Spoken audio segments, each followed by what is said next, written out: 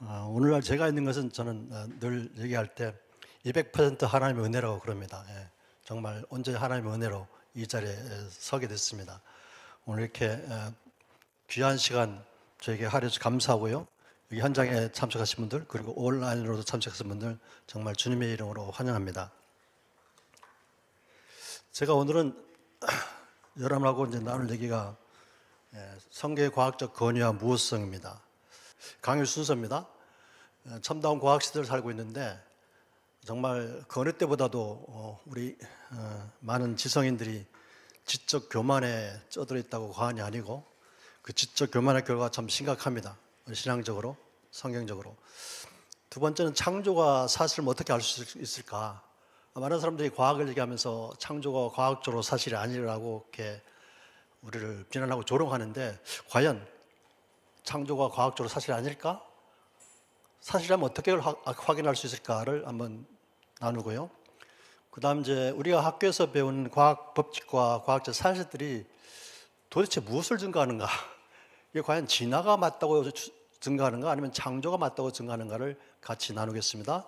그리고 마지막으로 창세기 있는 사실이라는 내용으로 오늘 강의를 진행할 텐데요. 오늘은 제가 이제 주로 과학에 대해서 얘기하고 다음 강의에서는 진화론과 유신진화론, 우리 한국 교회와 세계 교회 신앙을 이제 파괴하고 다음 세대들을 신앙을 파괴하고 떠나게 하는 그 폐해가 막심하거든요. 그래서 다음 시간은 진화론과 유신진화론, 자유주의신학 이런 것들이 어떻게 우리의 신앙을 허물고 있고 다음 세대들을 무너뜨리고 있는가를 중점적으로 나누고 반면에 우리는 또 어떻게 대처해야 될 것인가, 우리 자신뿐만 아니라 교회적으로 전 그 크리스찬 단체들로서 어떻게 해야 될 것인가를 같이 나누는 시간을 가지려고 합니다. 먼저 첨단 과학시대 지적 교만의 결과입니다. 말씀을 먼저 보겠습니다. 같이 읽겠습니다. 시작. 태초에 하나님이 천지를 창조하시니라. 믿음으로 모든 세계가 하나님의 말씀으로 지어진 줄을 우리가 아나니 보이는 것은 나타난 것으로 말미암아 된 것이 아니니라. 창세로부터 그의 보이지 않은 것들 곧 그의 영원하신 능력과 신성이 그가 만드신 만물에 분명히 보여 알려졌나니 그러므로 그들이 핑계하지 못할지니라. 누가 헛된 속임수로 너희를 사로잡을까 주의하라. 이것은 사람의 전통과 세상의 초등학문을 따르며 그리스도를 따름이 아니니라. 이 말씀 중심으로 제가 강의가 진행될 텐데요. 우리가 첨단 과학에서 살고 있는데 정말 지성과 영성이 그 어느 때보다도 혼택한 시대를 살고 있습니다. 그리고 많은 현대인들이 방황하고 있고 특히 우리 다음 세대들이 갈팡질팡하면서 신앙적으로 좀 고민하고 방황하고 있는데 왜 이렇게 그 혼란스럽고 방황스러운 시대에 사냐면은 그 이유는 무엇이 옳고 그른지에 대한 정확한 판단의 기준이 없기 때문입니다. 우리는 그 판단의 기준이 하나님의 말씀이라고 이렇게 믿고 있고 그렇게 가르치고 전하고 있는데 오늘 보면은 하나님 말씀의 신적 권위가 무너지고 있다는 거죠. 정말 심하게 무너지고 있습니다. 전 세계적으로 세대들이 하나님 말씀을 못 믿고 다음 세대들이 주일학교 때까지 신앙생활을 잘 하다가도 학교 가면 진화론 교육을 받으면서 이렇게 하나하나 교회를 떠나기 시작하고 이제는 이제 정말 교회에서 다음 세대들을 보기가 쉽지 않은 상황이 됐습니다. 우리가 첨단 과학 시대에 살고 있지만 우리가 사수해야 되는 신앙, 기독교 신앙의 핵심과 본질이 있습니다. 그것은 천지 만물을 하나님께서 6일 동안 말씀으로 창조하셨음을 믿는 성경적 창조신앙과 그리고 그 위에 세워진 예수 그리스도를 통한 구원신앙, 그리고 다시 오실 예수님을 고대하는 재림신앙입니다. 이 세 가지 신앙은 저희가 절대로 타협하거나 포기해서는 안 되는 그런, 우리가 정말 목숨을 걸어서라도 사수해야 되는 우리 기독교 신앙의 핵심이고 본질입니다. 만약 창세기가 기록된 대로 사실이 아니라면, 창세기뿐만 아니라 성경의 내용들이 사실이 아니라면 우리 신앙은 무너질 수밖에 없습니다. 변질될 수밖에 없습니다.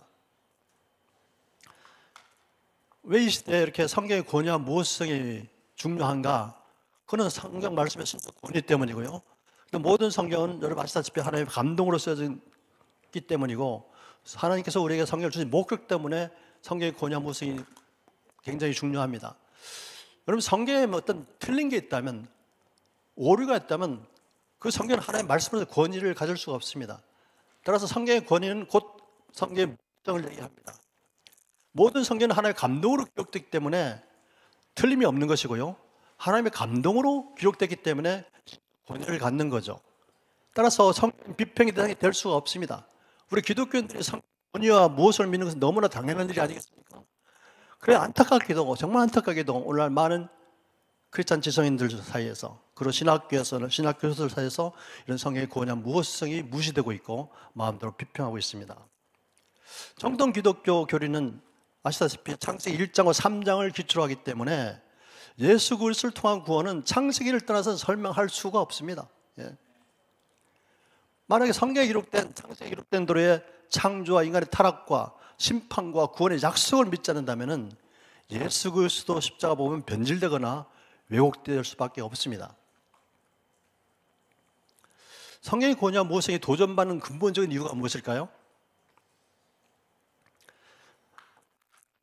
그 이후에 시작된 유행하기 시작한 잘 안 들립니까? 자연주의 철학과 과학주의 때문입니다. 이건 현재도 이제 지성인들 사이에 유행하는 철학이거든요.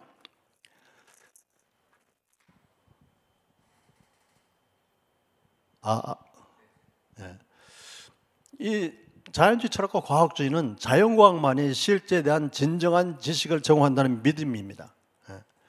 이런 믿음 때문에 학교에서 과학 시간에 배우는 진화론과 빅뱅 우주론은 과학적 사실이라는 아주 강한 믿음, 정말 강한 신념을 갖고 있습니다.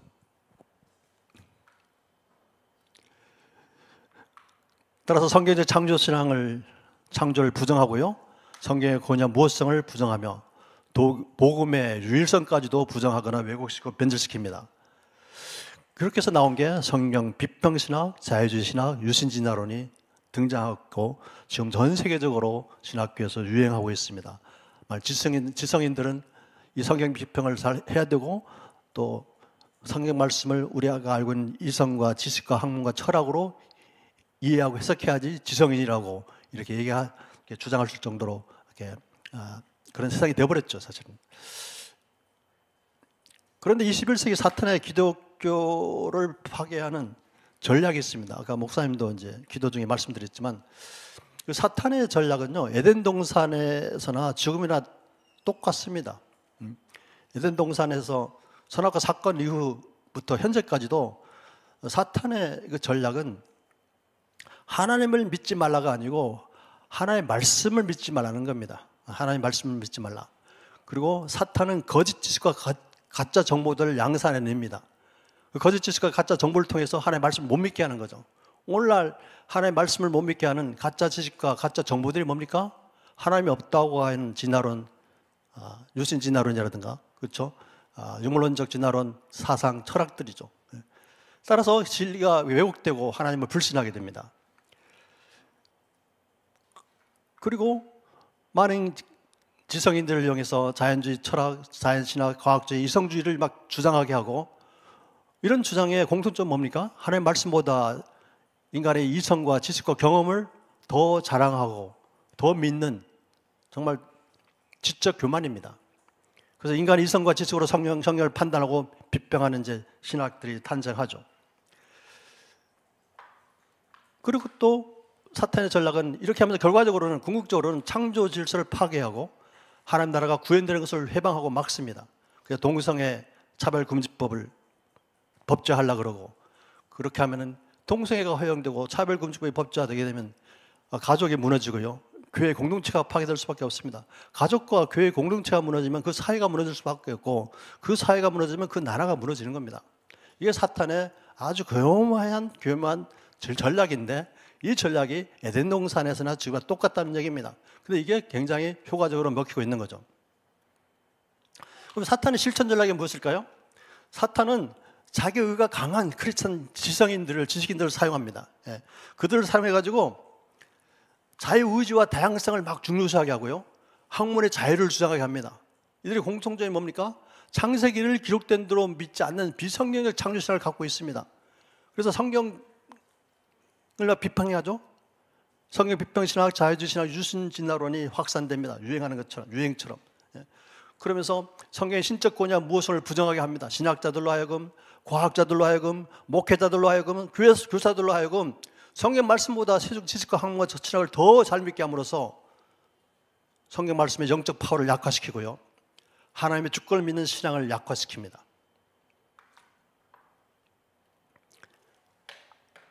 결과적으로는 성경적 창조신앙과 구원신앙, 재림신앙을 부정하거나 왜곡하고 변절시키게 됩니다. 이렇게 되면 어떤 결과가 나타납니까? 창조와 복음의 능력이 무력화되는 거죠. 다음 세대가 교회를 계속 떠날 수밖에 없습니다. 우리가 실천신앙도 약화될 수밖에 없습니다. 이게 사탄이 노리는 전략이고 실천 전략인 겁니다. 그럼 21세기를 사는 크리스찬 학자들과 지도자들, 특히 지도자들은, 다음 세대를 양육하는 지도자들은 내가 혹시 기독교 신앙을 파괴하는 사탄의 전략에 이용되고 있는 게 아닌지를 돌아보고 회개하고 깨어 있어야 합니다. 이게 정말 오늘날 저와 여러분이 가져야 할 우리 신학의 자세고요, 먼저 제 자신을 돌아보는 겁니다. 내가 혹시 나의 언행이, 나의 글이, 나의 말이 기독교 신앙을 파괴하는 사탄의 전략에 조금이라도 이용되는 게 아닌가를 정말 심각하게 고민하면서 돌아봐야 될 때라고 생각하고, 혹시 이런 일에 앞장서고 있는 분들이 있다면 정말 회개해야 됩니다. 우리가 말씀을 가르치고 전하는 자들이 가져야 할 신앙의 자세를 우리가 바울을 통해서 알 수가 있습니다. 고린도전서 2장 보게 되면요, 내가 너희 중에서 예수 그리스도와 그가 십자가에 못 박히신 것 외에는 아무것도 알지 아니하기로 작정하였습니다. 작정이 굉장히 중요합니다. 아무리 신앙이 좋은 사람도요, 하나님의 말씀을 믿기로 작정하지 않으면 자기 지식을 자랑할 수밖에 없습니다. 내 말과 내 전도하며 설득하는 인간의 지혜로 말로 하는 게 아니고, 다만 성령의 나타나는 순간 능력으로, 다만 하나님의 능력이 나타나게 해야 되지 않겠습니까? 근데 이게 오늘날 이게 그렇게 안 되고 있다는 얘기입니다.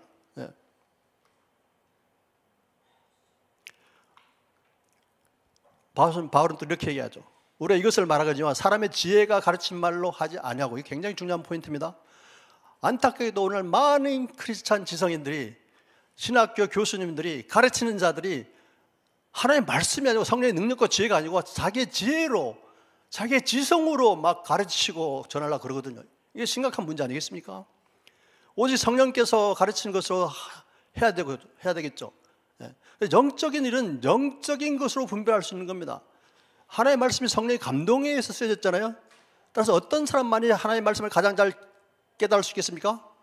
성령 충만한 사람이에요. 왜요?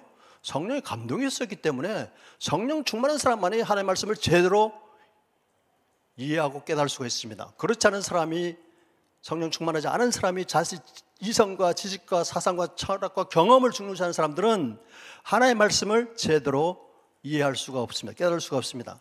오히려 이렇게 하는, 하나님의 말씀에 충실하게 전하는 사람들을 그들은 어리석은 자라고 우리를 비난하고 조롱합니다. 성경 비평신학, 자유주의신학, 유신진화를 주장하는 지성인들은 성경의 권위와 무엇을 믿는 사람들 다음과 같이 조롱합니다. 제가 이런 조롱을 많이 들은 사람입니다. 사실은 창세기에 기록된 대로 창조를 믿는 사람들은 반이성적이다, 반과학적이다, 지식적 불구자다, 근본주의자다, 문자주의라고 공격하죠. 그리고 어리석고 무식한 사람들만이 창세기에 기록된 것을 기록된 대로 믿는다고 이렇게 우리를 비난하고 조롱합니다. 그렇지 않습니까? 제가 이런 조롱을 많이 들었던 사람입니다.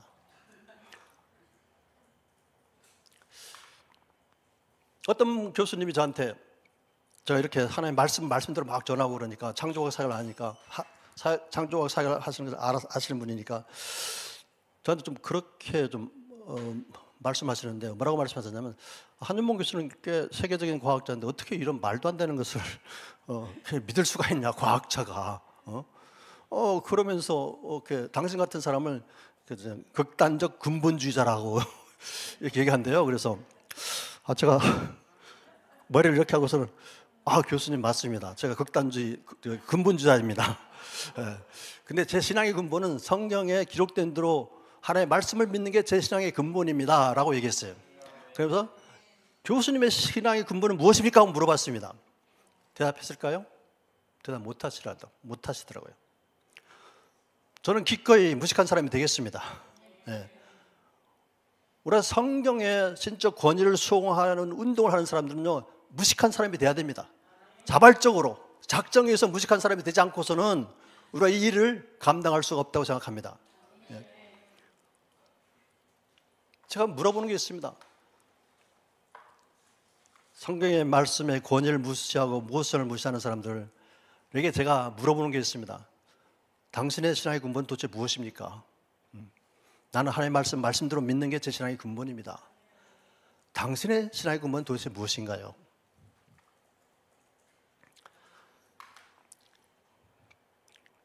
창조과학회는 1981년도에 1월 31일 날 설립됐습니다. CCC 창립자인 김준곤 목사님, 김영길 총장님에 의해서 설립이 됐죠. 벌써 43년이 됐습니다. 이걸 설립한 목적은 창조를 부정하는 진화론으로부터 성경의 권위와 무엇을 수호하기 위해서 설립된 겁니다. 우리 교회와 다음 세대를 지키기 위해서 설립된 단체입니다. 창조과학에 대한 많은 오해들이 있죠. 비난도 있고. 우선 창조과학이 뭐냐면은 성경에 기록된 창조가 과학적으로도 사실을 변증하는 종합과학입니다. 이 과학에서 변증이 굉장히 중요합니다. 왜냐하면 특히 창조과학은 하나님의 창조를 실험적으로 증명할 수가 없잖아요.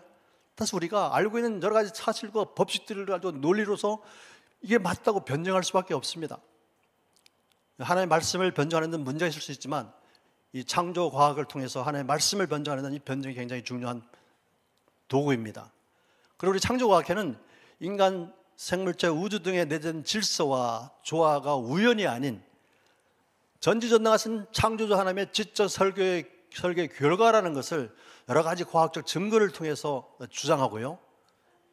또 이 시대가 만물의 기원에 대한 바른 시각을 갖고 창조주 하나님을 인정하며 경외하도록 이바지함을 목적으로 하고 있습니다. 우리 창조과학의 궁극적 비전은 성경적 창조신앙을 회복을 통해서 열방에 예수 그리스도의 복음을 전파하는 것이 우리 창조과학의 궁극적인 목표입니다. 그간 창조과학에 대한 비난과 오해가 참 많았죠. 저 43년 동안 이런 비난과 오해를 많이 받았는데요. 아직도 창조과학에 대해서 잘 이해를 못하신 분들이 많은 신학교 교수님들이, 목회자들이, 다음 세대 담당하는 청년 사역자들이 우리 창조과학회를 아직도 비난하고 오해하고 있습니다. 첫 번째는 한국 창조과학회는 안식교에서 출발한 단체이다. 결코 그렇지 않습니다. 여러분 인터넷에 한국 창조과학회 딱 쳐보세요. 이게 바로 나옵니다. 그리고 창조과학은 과학을 무시한다. 창조과학자는 과학을 무시한다는 얘기예요. 여러분, 제가 과학을 무시하는 세계적인 과학자입니까? 어떻게 과학을 무시해서 세계적인 과학자 4번이나 선정될 수 있습니까? 절대 그렇지 않습니다. 우리 창조과학에 훌륭한 과학자들 많이 있습니다. 그분은 누구도 과학을 무시하지 않습니다. 누구보다 훌륭한 연구를 하는 과학자들입니다. 결코 창조과학은 사회비 과학이 아닙니다. 그리고 창조과학자는 창조를 과학적으로 증명하려고 한다고 우리를 또 이렇게 얘기하는데 여러분, 이게 정말 잘못된 프레임입니다. 어떤 과학자도, 어떤 창조과학자도 하나님의 창조를 과학적으로 증명하려고 하지 않습니다. 그렇게 할 수도 없고요. 그리고 창조과학자는 성경을 뭐 과학적으로 읽는다고 막 이게 우리를 또 조롱해 비난하고 이런 얘기 들어보셨죠? 저는요, 과학자지만 성경을 과학적으로 절대 읽지 않습니다. 하나님의 말씀으로 읽습니다. 하나님의 말씀. 어떤 창조과학자도 성경을 과학적으로 읽는 그런 교만한 창조과학자는 없습니다. 그리고 창조과학자들은 반과학적, 반지성적, 극단적 문자주의라 그러는데 여러분, 오늘 제 강의 들으면서 이게 한준봉 교수가 반과학적인지 반지성적인지 지식적 불구자인지 아니면 극단적 문자주의인지를 여러분 확인할 수 있을 겁니다. 이렇게 창조과학회를 비난하고 있지만 실상은 무엇을 비난하는 겁니까? 그렇죠. 성경의 신적 권위와 무엇성, 성경의 역사성과 사실성을 부정하고 성경적 창조신앙과 구원신앙을 변질시키고 왜곡시키는 겁니다. 이해가 되셨습니까? 성경 비평신학자, 자유신학자, 유신지자들이 모든 성경의 신적 권위와 무엇을 부정하는 이유는 성경에는 과학적 오류가 많기 때문이라고 주장합니다. 그리고 창세기는 역사서가 아니라 문학적 서사지 비유 상징으로 해석해야 하는 책이라고 얘기합니다. 그리고 창세기는 고대 근동지방에 우주관으로 기록됐기 때문에 창세기의 내용은 기록된 돌을 믿으면 아니 된다고 주장합니다.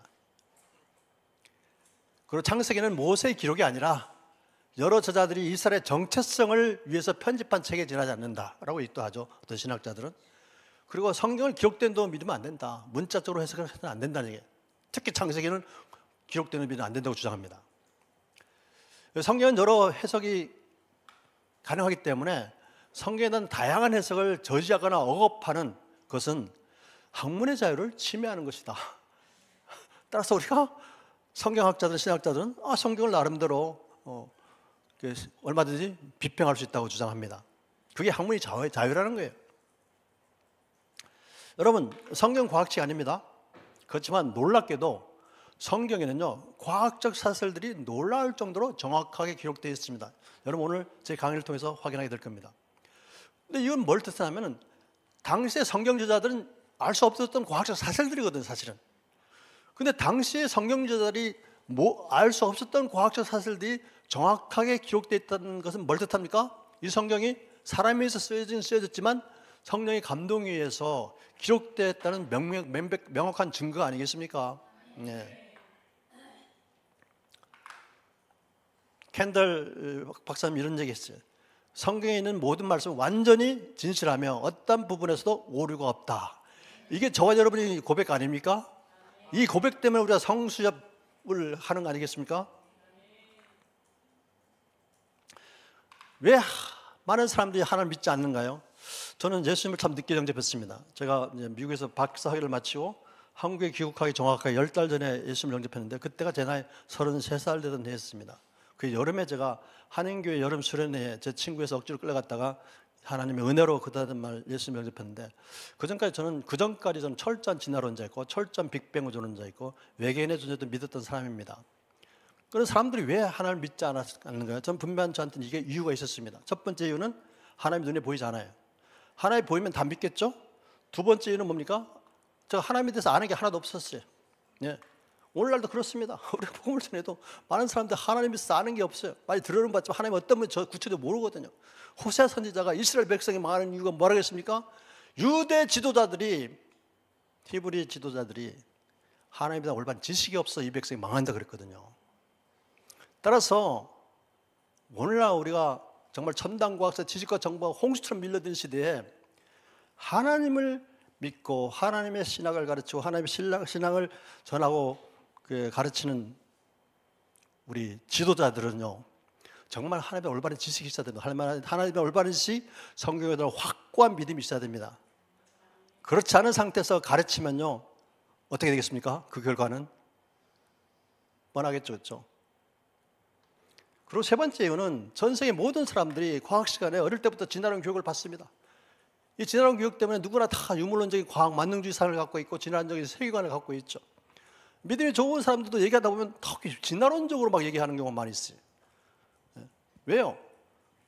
초등학교부터 대학 졸업할 때까지 계속 진화론 교육을 받으니까 쇠뇌가 돼버린 거예요. 쇠뇌가 돼버렸어요.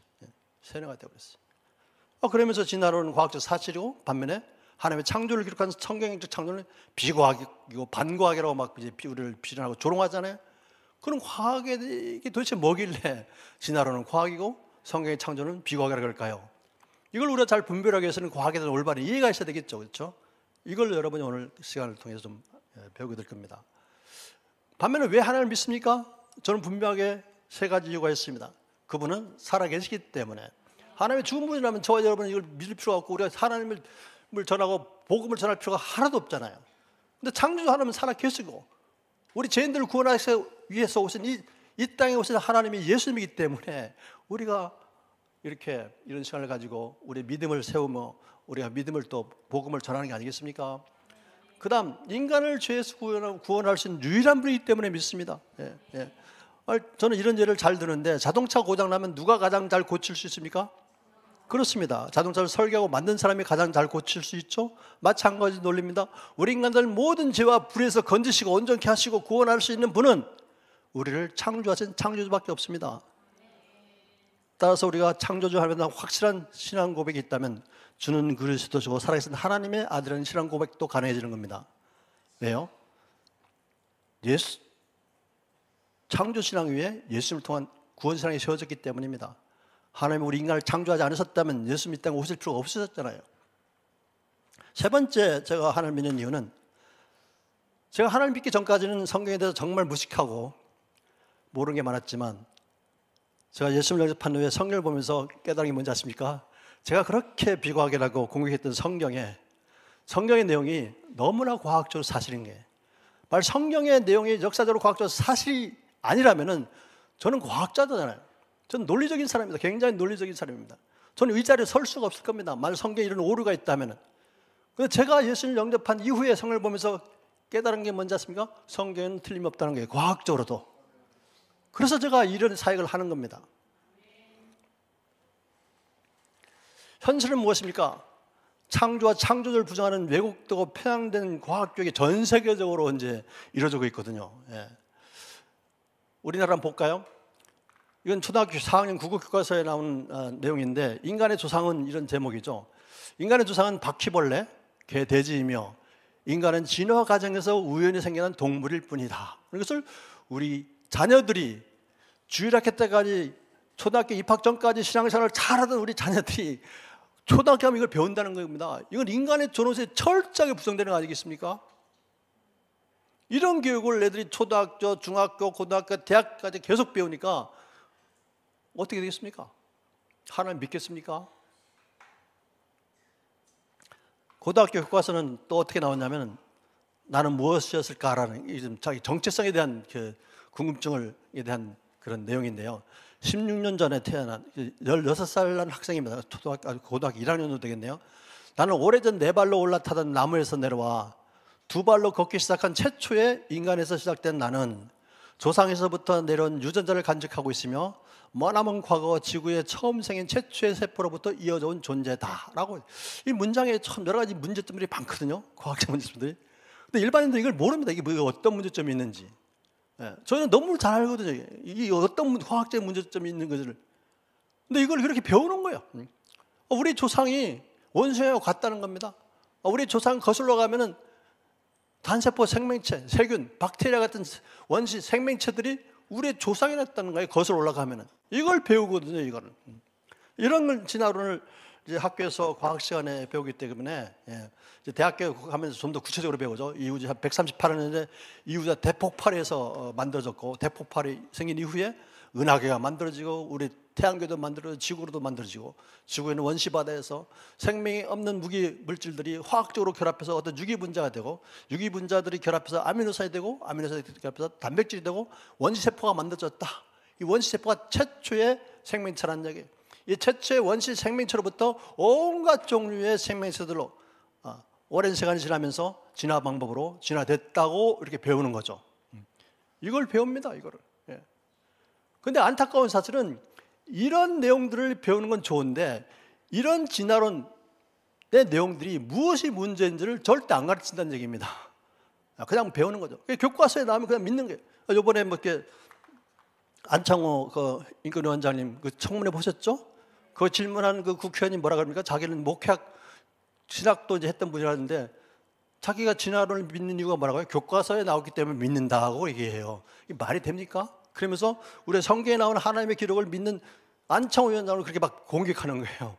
자기는 교과서에 나오는 것을 믿으면서 우리는 성경 말씀을 보고 믿는 우리 믿음을 주장하는데, 그렇게 말도 안 되는 논리로 우리를 공격하고, 그게 저는 막 열불이 납니다.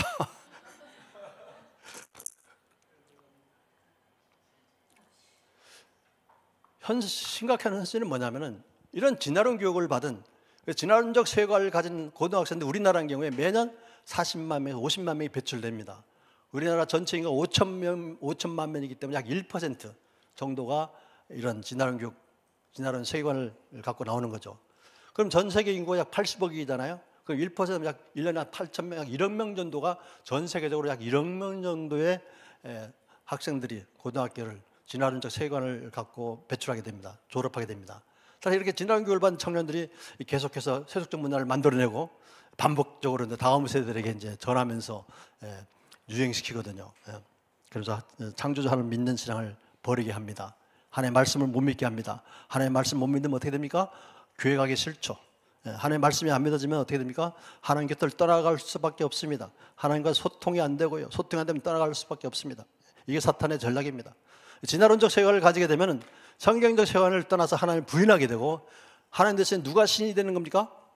자연이, 진화론이, 빅뱅 우주론이, 이게 하나님 자신을 대신하게 됩니다. 다음 세대 왜 교회를 떠나고 있는가? 심각하죠. 정말 모든 교회마다 이게 걱정이지 않습니까? 목사님들이 제일 많이 걱정하세요. 그래서 여쭤봅니다. 어떻게 하실 겁니까? 라고 여쭤보면 마땅한 대책이 없는 것 같더라고요. 왜 대책이 없겠습니까? 정확한 이유를 모르기 때문이죠. JP 모럴랜드는 이런 얘기했습니다. 과학주의와 이와 관련된 문제들을 우리가 제대로 다루지 못한 까닭에 젊은이들이, 특히 다음 세대들이 교회를 떠난다는 얘기입니다. 나이 드신 분들은 저는 염려하지 않습니다. 미안한 얘기지만 연세 드신 분들은 다 신앙이 좋잖아요. 그분들은 다 신앙이 좋기 때문에 다 천국 갈 겁니다.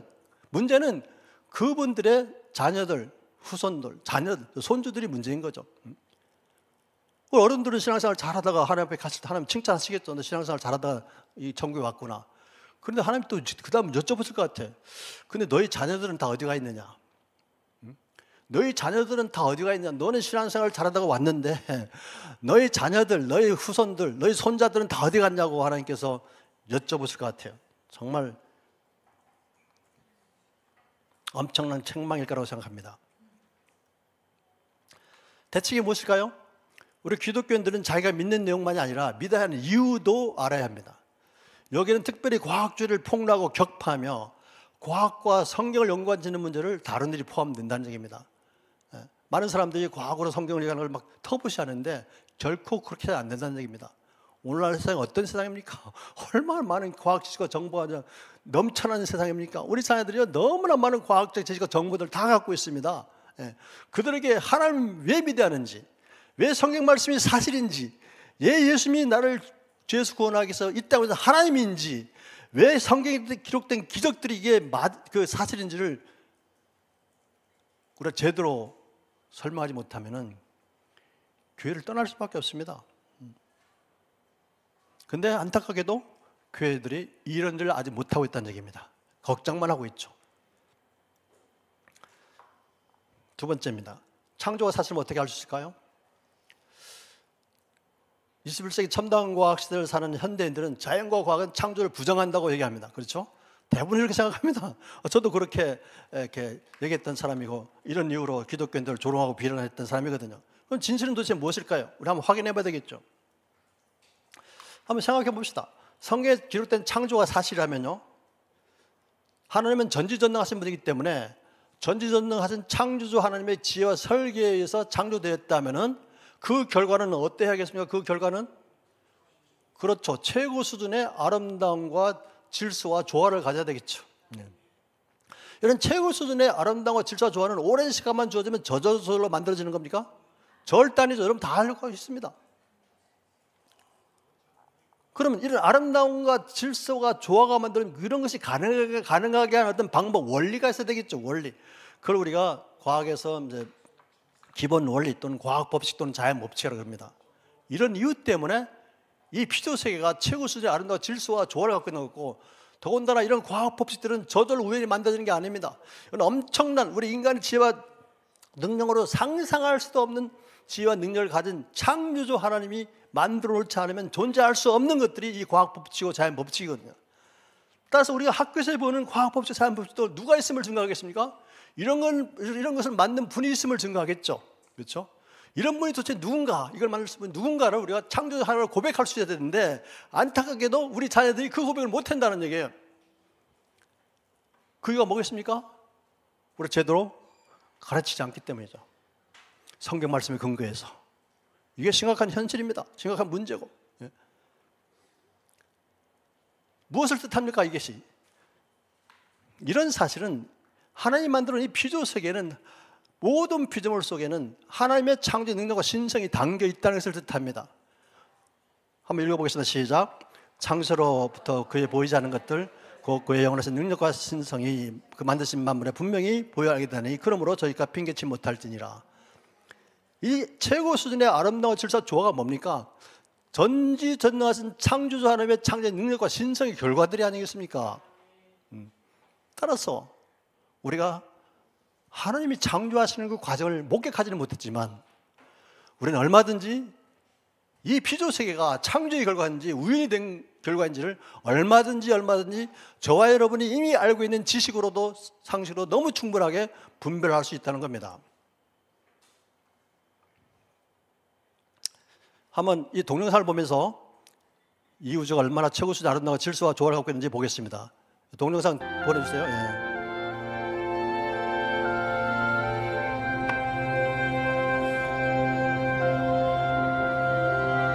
I have felt the wind blow,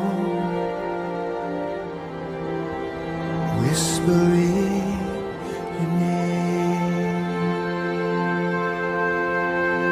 I have seen your tears fall when I watch the rain. And how could I say there is no God when all around creation calls a singing bird, a mighty tree, the vast expanse of open sea.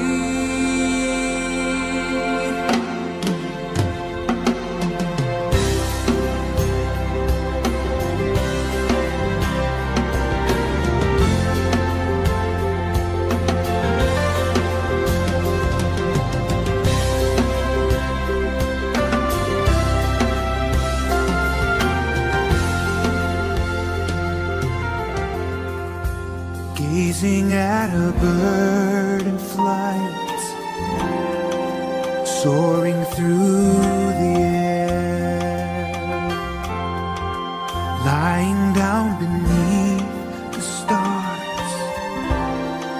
I feel your presence there. I love to stand at ocean shore and feel the thundering breakers roar, to walk through golden fields of grain, neath endless blue horizons frame.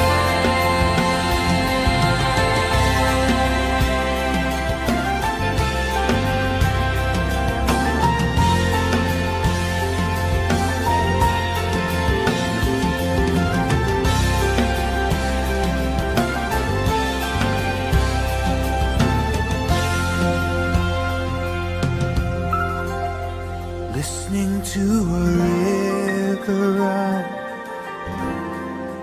watering the earth. 아름답죠? 저와 여러분이 사는 이 세상이 얼마나 아름다운가요? 우리가 이렇게 죄로 인해서 타락하는 이 세상도 아름다운데 이 땅에 죄가 들어오기 전에 하나님의 창조 당시에 에덴 동산은 얼마나 아름다웠을까요? 하나님이 보시기에 좋았다라 그랬잖아요. 그 창조 당시 이 세상은 정말 우리가 상상할 수 없을 정도의 최고 수준의 아름다움과 질서와 조화가 있었을 겁니다. 여러분이 동영상 보면서 많은 생각이 들었을 텐데 중요한 사실이 뭐냐면은 자연은 창조와 심판의 결과만을 보여줄 뿐입니다. 자연이 어떻게 존재하게 되었는지 그 기원에 대해서 결코 설명하지 않습니다. 많은 사람들이 이 포인트를 놓칩니다. 더군다나 과학의 한계 때문에 어떤 과학자도 자연을 제대로 다 풀어낼 수가 없습니다. 어떤 과학자도 이 자연의 이 우주에서 일어나는 현상들이 제대로 다 이해하지도 못하고 설명도 못합니다. 그럼에도 불구하고 우리 인간의 이성으로 기원의 문제를 풀려고 하고 있잖아요. 그 결과 나온 게 뭡니까? 진화론, 빅뱅 우주론입니다. 이 진화론이야말로 하나님께서 가장 싫어하시는 지적 우상입니다. 오늘날 우리 많은 사람들이, 현대인들이 정말 지식과 정보가 난무하는 이 시대에 우리가 먼저 깨뜨려야 할 우상이 뭐냐면 저는 지적 우상이라고 생각합니다. 지적 우상. 왜냐하면 이 잘못된 지적 우상 때문에 많은 사람들이 하나님 없다 그러고 성경이 틀렸다 그러고 성경을 마음대로 비평하고 비난하잖아요. 그렇죠? 피조석의 특징이 있습니다. 여러분 아까 보신 것처럼 이 피조석에는 최고 수준의 아름다운 질서와 조화를 갖고 있고 신비를 갖고 있습니다. 이렇게 할 수 있는 이유는 뭡니까? 이 우주가 너무나 놀라울 정도로 완벽하게 미세하게 조정되고 있기 때문에 가능한 겁니다. 이런 완벽한 미세 조정들은 어떤 과학자도 부정할 수 없는 사실입니다. 여러분, 이 미세한 조정이 우연히 오랜 시간 먼저 집어주면 저절로 됩니까? 아니죠, 그렇죠? 이건 최고 수준의 지적 결과의 힘을 여러분 믿으시기 바랍니다. 많은 별들이 있지만 이 지구처럼 생명체가 살 수 있는 별이 있을까요? 많은 과학자들이 이 지구에서 진화로 인해서 우연히 발생한 생명체가 진화 방법으로 다양한 생명체들로 진화하고 발달했기 때문에 탄생했기 때문에 지구 외에 지구와 같은 조건을 갖고 있는 별이 있다면 그곳에서도 생명체가 자연적으로 발생해서 진화했을 거라는 믿음을 갖고 있습니다. 그래서 오늘 많은 과학자들이 지구 외 다른 별에 생명체가 있는지를 찾고 있거든요. 그런데 여러분, 저도 그런 걸 막 관심을 갖고 나름 공부했던 사람인데 절대 지구 외에 다른 별에 생명체가 존재할 수가 없습니다. 그 이유가 뭔지 아십니까? 지구에 생명체가 살 수 있는 이유는 뭡니까? 간단합니다. 생명체가 살기에 가장 완벽한 조건이 다 갖춰져 있기 때문에 생명체가 존재하는 겁니다. 지구에 생명체가 살기에 필요한 조건들 중에 하나라도 제대로 안 갖춰졌다면 생명체가 아무리 지구와 같은 크기와 특성을 갖고 있는 별이라도 그곳에서 생명체가 존재할 수가 없습니다. 이건 진화로는 결코 설명할 수 없는 내용들이거든요. 이거는 뭘 뜻합니까? 창조주만이 할 수 있는 완벽한 창조의 결과임을 여러분 믿으시기 바랍니다. 로버트 보일이라는 물리학자가 있습니다. 이번 보일의 법칙이라고 이제 우리 학생들 중학교 때 배우거든요. 기체 법칙에서. 시계는 결코 우연히 생길 수 없다는 거죠. 여러분 다 아시죠? 시계는 철로 우연히 안 만들어지잖아요. 그 다음 말이 더 중요하죠. 시계보다 더 정교하게 움직이는 우주가 어떻게 창조주 없이 우연히 생길 수 있겠는가라는 겁니다. 이번에 훌륭한 창조 과학자입니다. 한번 생각해 봅시다. 여러분 아까 동영상에 보는 것처럼 모든 게 다 움직이고 있잖아요. 다 움직이고 있습니다.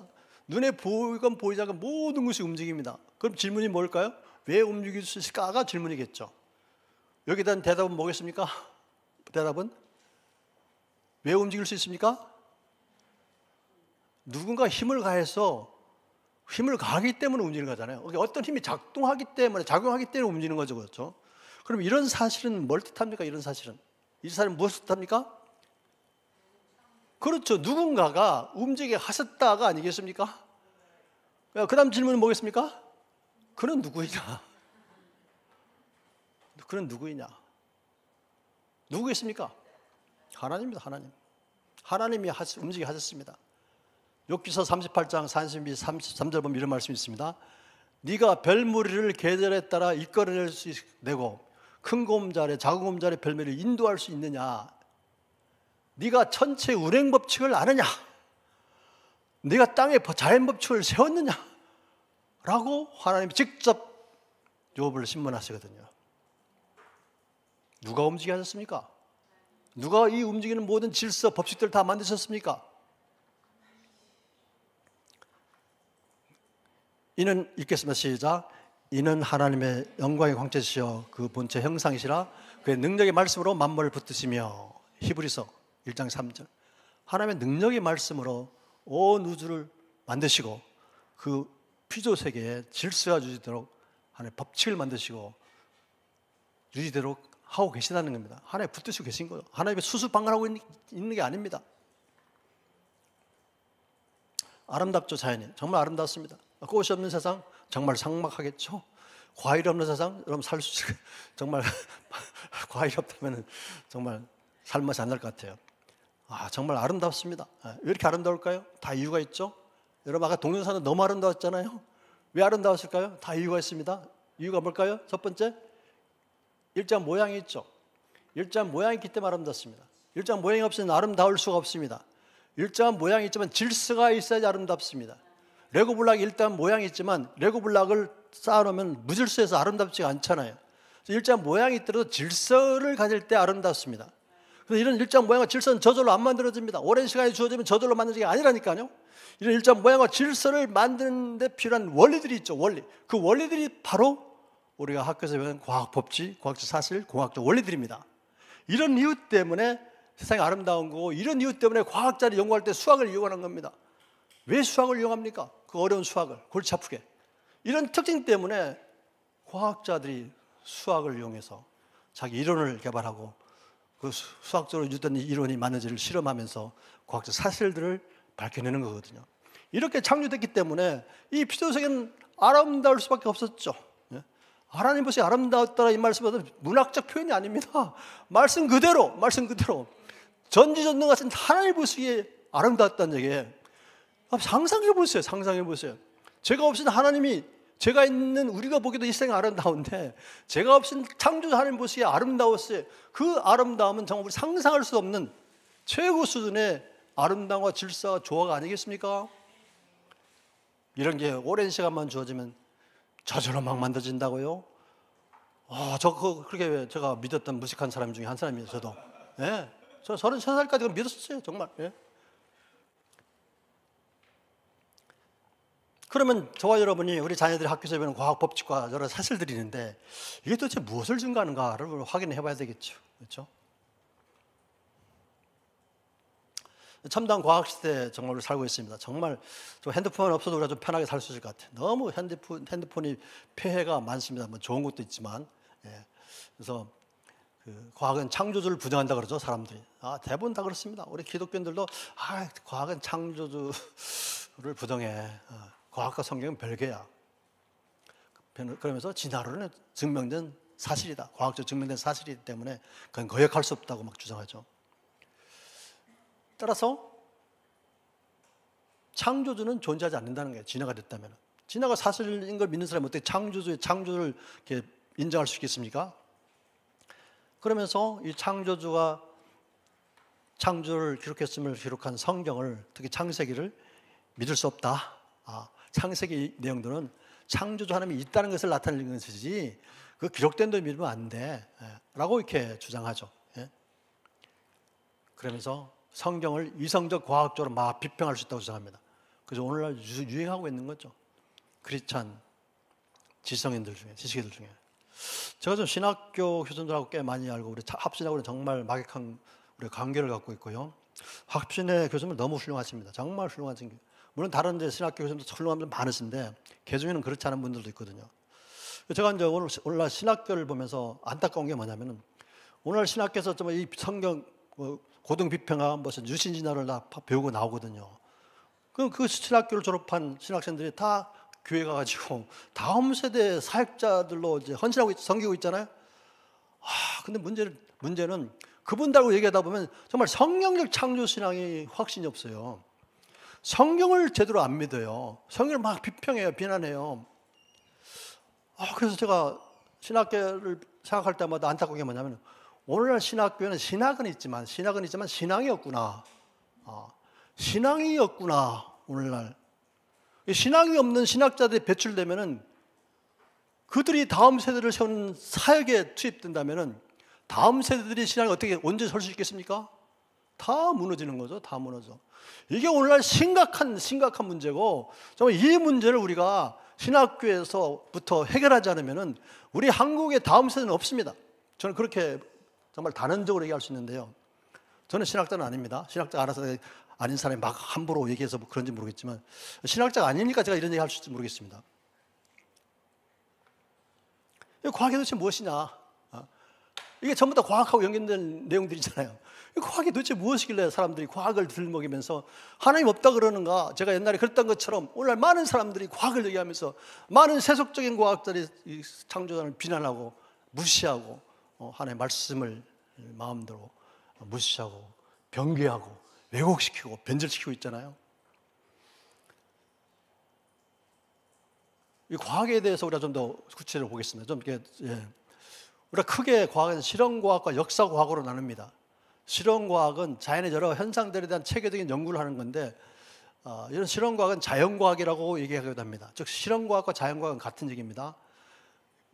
이 실험과학 또는 자연과학은 실험을 굉장히 중요시하죠. 어떤 이론을 자연을 탐구해서 어떤 이론을 만들고 그 이론이 사실인가를 확인하기 위해서 실험을 하거든요. 그래서 실험 결과가 반복적으로 똑같은 결과가 나오면 그 이론은 과학적 사실이나 법칙이 돼서 발표가 되는 겁니다. 반면에 기원과학이 있습니다. 역사과학 또는 기원과학이 있습니다. 예. 역사과학 또는 기원과학이라 그러는데 이건 과거 사건에 대한, 과거 역사적 사건에 대한 어떤 체계적인 연구를 하는 게 역사과학 또는 기원과학이라 그럽니다. 이 역사과학을 우리가 얘기하려면은 그 과거 사건에 대한 증거가 있어요. 증거물이 있어야 됩니다. 그리고 현장 증인이 있어야 되고 또 기록물이 있어야겠죠. 정확한 기록물. 그걸 실험적으로 증명할 수가 없습니다. 증명할 수가 없어. 이게 역사과학 또는 기원과학의 한계점이죠. 근데 오늘 많은 과학자들이, 실험과학을 하는 많은 자연과학자들이 지구와 우주와 생명의 기원에 대한 연구를 하고 있잖아요. 그렇지만 우리 인류 역사상 지구와 우주, 생명의 기원에 대한 기록은 인류 역사에는 없습니다. 그럼에도 불구하고 다행히 성경에는 있다는 얘기입니다. 성경에 다행히 있다는 게 너무나 감사하죠. 창조론과 진화론은 둘 다 귀여운 과학입니다. 따라서 이건 과학적으로 증명할 수가 없습니다. 이 화면을 좀 켜주시죠. 네. 과학적으로 증명할 수가 없습니다. 그러면은 우리가 궁금한 게 있죠. 과학적으로 증명할 수 없을 경우에 어떻게 진위, 옳고 그름을 어떻게 판단할 수 있는가 하는 거예요. 어떻게 창조가 맞는지 진화가 맞는지 우리가 어떻게 분별할 수 있냐는 거예요. 그렇죠? 여러분 어떻게 하겠습니까? 모든 과학 이론에는요, 그 이론을 만드는 데 필요한 가정이 있습니다. 가정. 예. 그 이론을 유도하는 데 사용한 가정들이 우리가 알고 있는 과학 법칙과 과학적 사실들의 논리적으로 맞는지를 검토해 보면 됩니다. 진화론도 기본 가정이 있습니다. 빅뱅 우주론도 기본 가정이 있습니다. 제가 다음 시간에 얘기했지만 진화론과 빅뱅 우주 기본 가정은 전부 다 우리가 알고 있는 과학적 사실들로 논리로 설명할 수 없는 잘못된 가정들입니다. 그래서 가정이 잘못됐으면 거기서 출발하는 이론은 틀릴 수밖에 없겠죠. 그렇죠? 그래서 제가 과학자로서 진화론과 빅뱅 우주론이 자꾸 틀렸다고, 과학적으로 사실이 아니라고 제가 얘기하고 다니는 거죠. 그래서 동료 과학자들한테는 제가 욕을 먹지만 그런 일을 우리가 하고 있는 겁니다. 우리 창조과학회 멤버들이. 두 번째 방법은 뭐냐면 진화론이건 빅뱅 우주론이건 창조론이건 그 이론의 결과들이 있잖아요. 우리가 창조론자들이 주장하는 결과, 진화론자들이 주장하는 결과, 빅뱅 우주론자들이 주장하는 결과들이 있잖아요. 그 결과들이 우리가 이미 알고 있는 과학 법칙과 사실들을 바탕으로 잘 설명할 수 있고 또 그걸 바탕으로 예측이 가능한지를 검토해 보는 거죠. 이게 가능하면 이게 창조론이 맞는지 진화론이 맞는지 과학적으로 증명할 수는 없지만 얼마든지 논리적으로 변증 또는 확인할 수 있다는 얘기입니다. 그럼 도대체 과학이 무엇인가부터 알아야 되겠죠, 그렇죠? 일반적으로 저와 여러분이 사용하고 있는 과학은 일반적으로 자연과학을 얘기합니다. 자연과학, 역사과학을 얘기하는 게 아닙니다. 자연과학을 얘기해요. 그럼 자연과학의 정의가 무엇인가? 많은 사람들이 과학이라는 말을 막 쓰죠. 정말 오늘날 정말 평생 살면서 가장 많이 사용하는 단어가 있다면 아마 과학일 겁니다. 과학. 그리고 가장 많은 혜택을 누리는 게 있다면 그게 뭡니까? 과학의 혜택을 누리고 있는 것이죠. 사람들은 어떤 말을 반복해서 듣거나 그 혜택을 누리면 그걸 잘 이해하는 걸로 착각을 해요. 그 대표적인 게 과학입니다. 과학. 과학이 무엇입니까? 한번 여쭤보세요. 여러분 막 과학을 얘기하면서 막 창조가 틀렸다, 뭐 하나님 성경이 틀렸다 그런 사람한테 여러분 반문해 보세요. 혹시 형제님은, 자매님은 과학이 뭔지 아십니까? 과학의 정의가 무엇일까요? 하고 여쭤보세요. 제대로 대답하는 사람 아마 없을 겁니다. 아무리 훌륭한 지식인이라 하더라도. 자연과학의 정의는 너무 심플합니다. 과학은 자연 속에 숨겨진 비밀들이 있는데 그 비밀들을 찾아내 실험적으로 밝히는 것을 우리가 자연과학이라 그럽니다. 일상의 모든 것들은 고유한 특성들, 비밀들이 있잖아요. 그렇죠? 그리고 일상은 움직이고 있잖아요. 움직이는 원리가 있죠. 그 전부 다 비밀들입니다. 그런 자연 속에 숨겨진 그 비밀들을 찾아내어 밝히는 게 과학이기 때문에 이렇게 밝혀진 비밀들이 과학 법칙, 과학적 사실들이잖아요. 그럼 이렇게 밝혀진 비밀에 해당하는 과학 법칙과 사실들은 무엇을 뜻하겠습니까? 무엇을 뜻하겠습니까? 그런 비밀을 만든 분이 있음을 뜻하지 않겠습니까? 비밀에 대한 팩트가 뭡니까? 비밀은 스스로 존재하지 않는다는 게 비밀에 대한 사실이잖아요. 어떤 비밀도 스스로 존재할 수가 없습니다. 비밀이 있다는 사실은 누군가가 그 비밀들을 만들어서 숨겨놨기 때문에 존재하는 거잖아요. 그럼 위대한 과학자들이 밤새 연구해도 찾을까 말까 하는 엄청난 비밀이 곳곳에 모든 피조물 속에 다 들어있거든요. 그 비밀들을 찾아내기 위해서 과학자들이 밤새 연구하는 게 아니겠습니까? 그 비밀이 뭐냐 도대체? 누가 이 피조세계의 모든 비밀을 만들었을까? 답이 나오겠죠? 이렇게 밝혀진 비밀들은 도대체 증거하는 것이 무엇일까? 진화일까? 창조일까? 결론이 뭔지 아십니까? 과학은 창조주가 있음을 증거한다는 얘기입니다. 왜 그래요?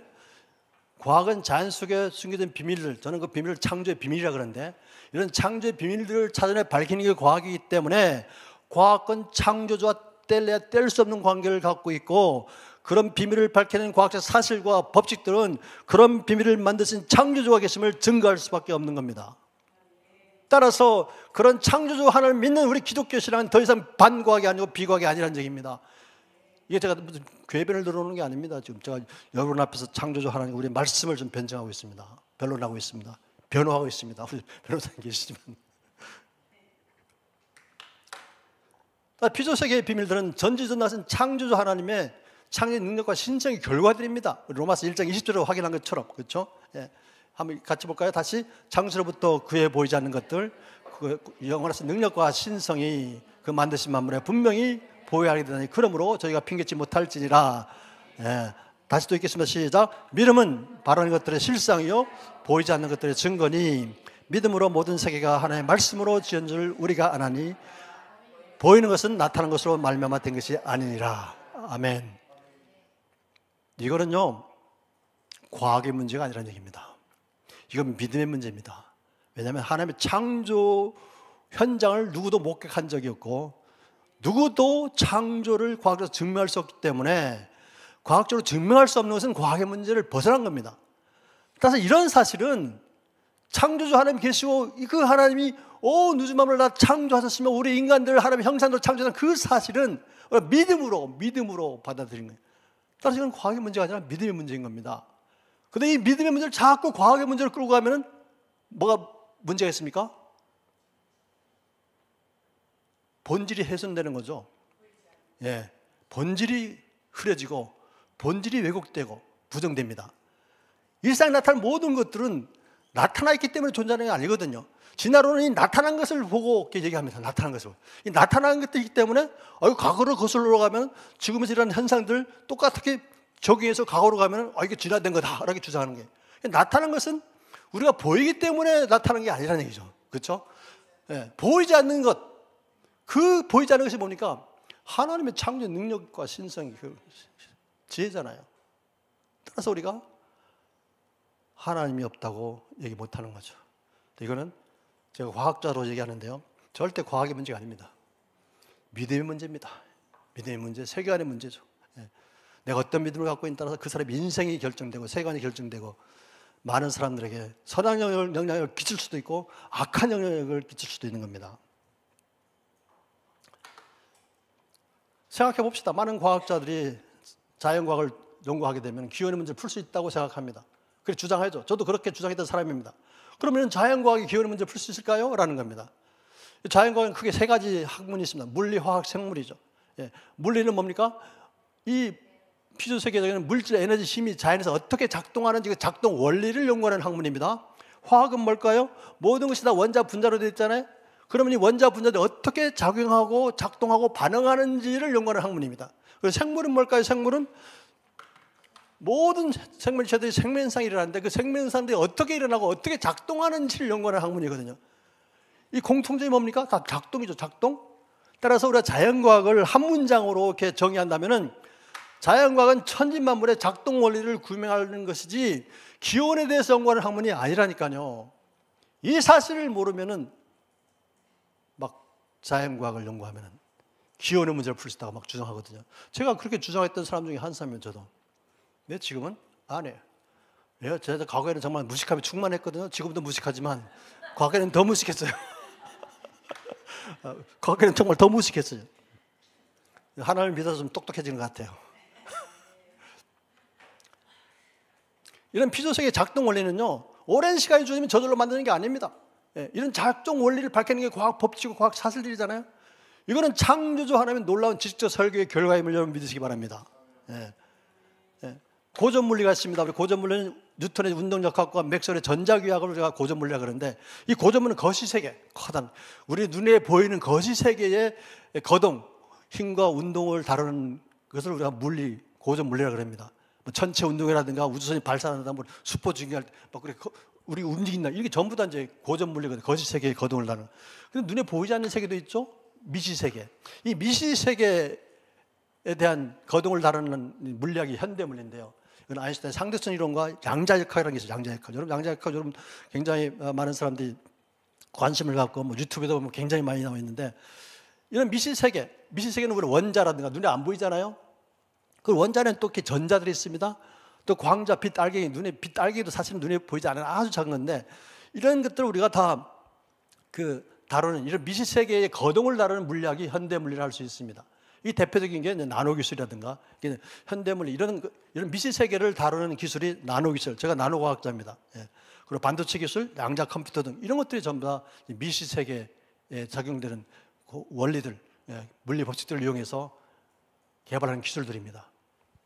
저는 이제 화학을 기본으로 하는 이제 나노 과학자입니다. 그래서 저는 이 양자역학이라는 걸 굉장히 많이 이용하거든요. 그래서 이런 것들을 보면서 제가 공부하고 연구하고 저기 하면서 느낀 게 뭐냐면은 정말 하나님의 창조는 놀랍다는 거예요. 놀랍다. 정말 놀랍습니다. 왜냐하면 세계에서 가장 위대한 과학자들도 그 비밀, 그 오묘한 비밀을 찾아내기 위해서 밤새 연구하고 있고 그 비밀의 결과는 너무나 놀라운 거예요. 너무나 놀라워. 이런 비밀들이 저절로 만들어진다고요? 저는 옛날에 저절로 만들어진다고 주장했던 사람이지만 결코 결단코 never ever 그렇게 될 수 없다는 얘기입니다. 성경 과학책이 아니지만 성경에는 정말 놀랍게도 과학적 내용들이 많이 있고 그 내용들이 너무나 과학적 사실하고 잘 일치합니다. 우리 확인해 보겠습니다. 시간이 허락하는 거에서. 우주에 3대 기본 요소가 있습니다. 시간, 공간, 물질을 우주의 3대 기본 요소라고 하면 여러분 다 사용하잖아요. 그렇죠?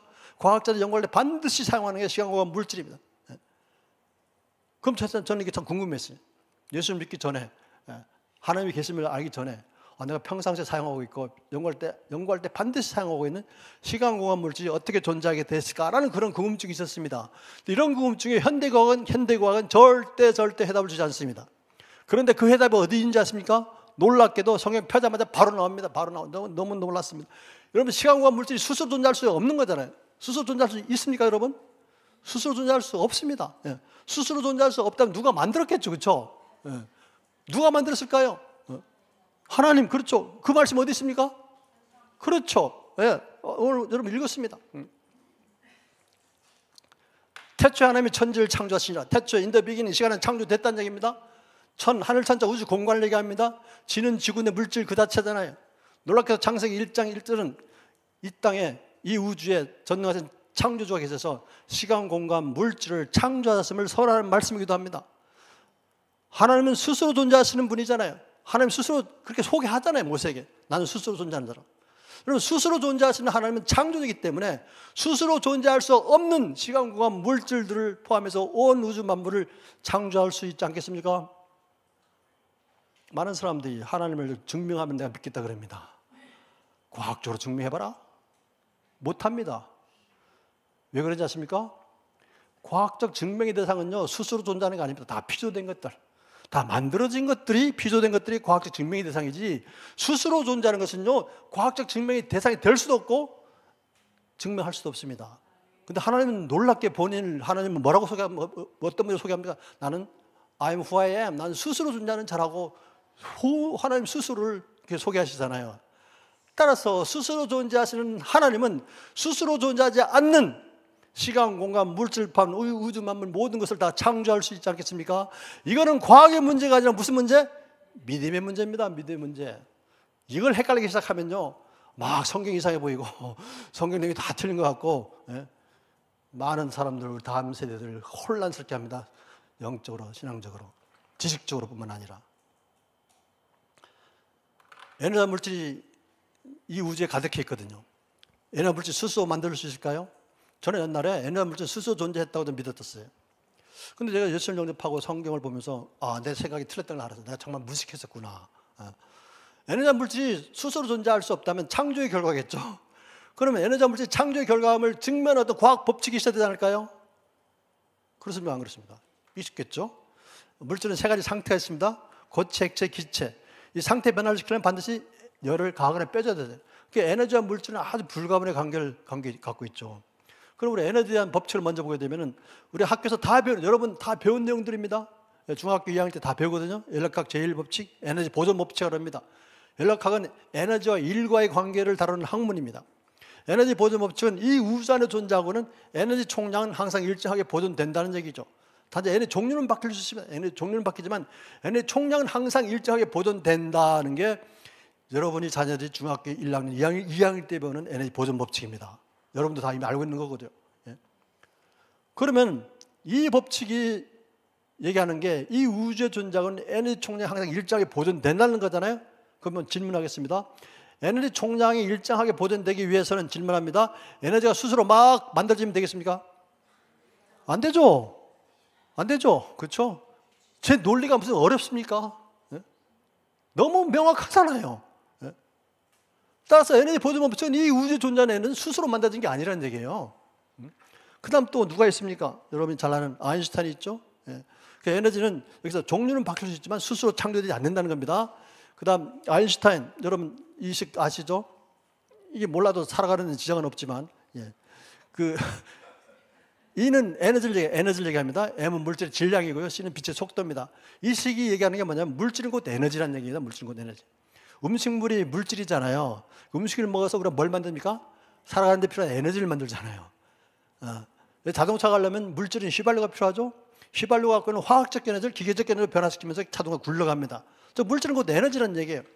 따라서 에너지에 대한 과학 법칙이 있으면 물질에 대한 과학 법칙도 있겠죠. 그 물질에 대한 보존 법칙이 뭐냐면 질량 보존 법칙, 질량 보존 법칙.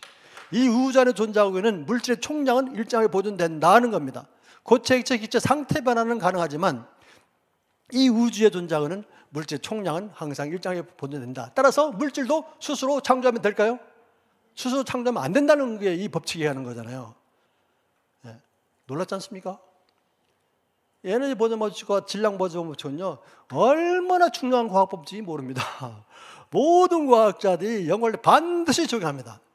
내가 어떤 연구 목표를 세우고 그 목표를 달성 연구 방법을 디자인하고 실제 연구할 때 적용하는 게 이 질량 보존 법칙과 에너지 보존 법칙. 이 두 법칙에 위배되게 어떤 현상이 일어나거나 하면 문제가 생기는 거예요. 뭐 틀린 거예요. 공장에서 물건이 들어가서 재료가 들어가서 제품이 나올 때까지 여러 공정을 다시 거치잖아요. 그러면 그 공장에 재료가 들어가서 제품을 만들어 팔 때 그 공장 경쟁성 평가할 때 반드시 적용하는 법칙이 질량 보존 법칙과 에너지 보존 법칙입니다. 이 질량 보존 법칙과 에너지 보존 법칙이 위배되게 그 공장이 돌아가면 그 공장은 망하는 거예요.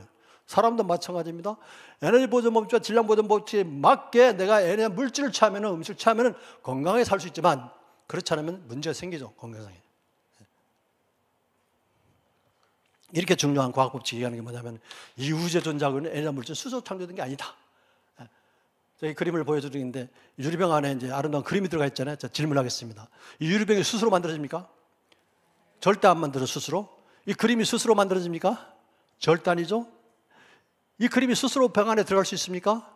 절대 그럴 수 없죠. 이 유리병 안에 그림이 좀 변하고 있습니까? 그렇지 않죠. 이게 어떻게 가능하겠습니까? 어떻게 가능하죠 이게? 그래서 지혜 있는 사람이 유리병을 다 디자인 설계하고 지혜 있는 사람이 그림도 그리고 지혜 있는 사람이 집어넣고 봉해 놨잖아요. 같은 논리라는 얘기입니다. 이 유리병처럼 그림처럼 스스로 존재하는 이 우주 공간에 그림처럼 스스로 존재하지 않는 에너지 물질이 가득해 있고 그 양이 일정하게 보존되고 있다는 사실은 이 우주에 존재하고 있는 에너지 물질은 창조의 결과라는 것을 이 두 과학 법칙이 증명하고 있지 않습니까? 따라서 우리 자녀들이 학교에서 배우는 과학 법칙들은 창조주가 없다고 절대 얘기하지 않습니다.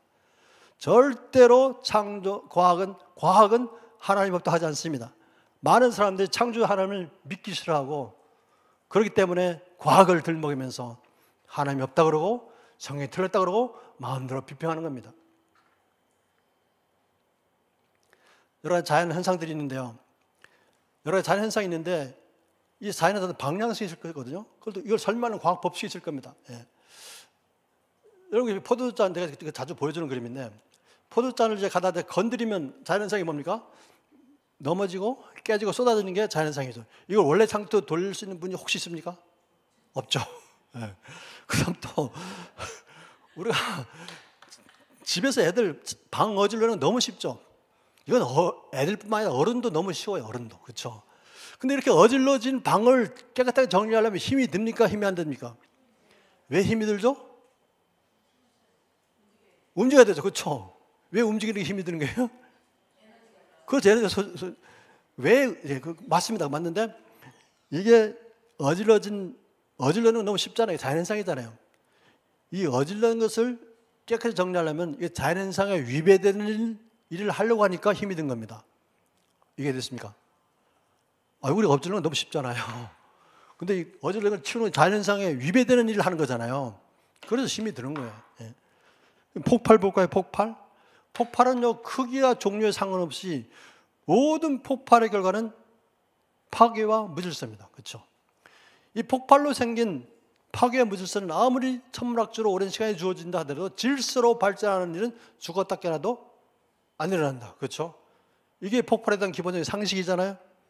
그래 안타깝게도 제가 옛날에도 그랬지만 많은 사람들이 이 우주가 최고 순위 아름다운 질서와 조화를 갖고 있는 이 우주가 대폭발에서 만들어졌다고 주장합니다. 제가 그렇게 주장했던. 아무리 아름다운 그 건물에도 세월이 흐르면 점점 낡아가죠.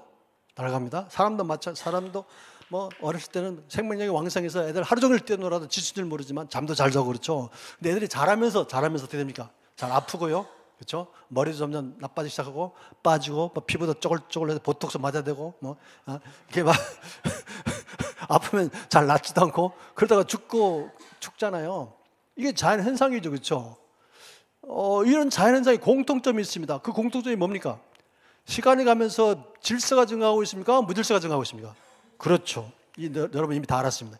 이게 자연현상의 방향성입니다. 자연현상의 방향성.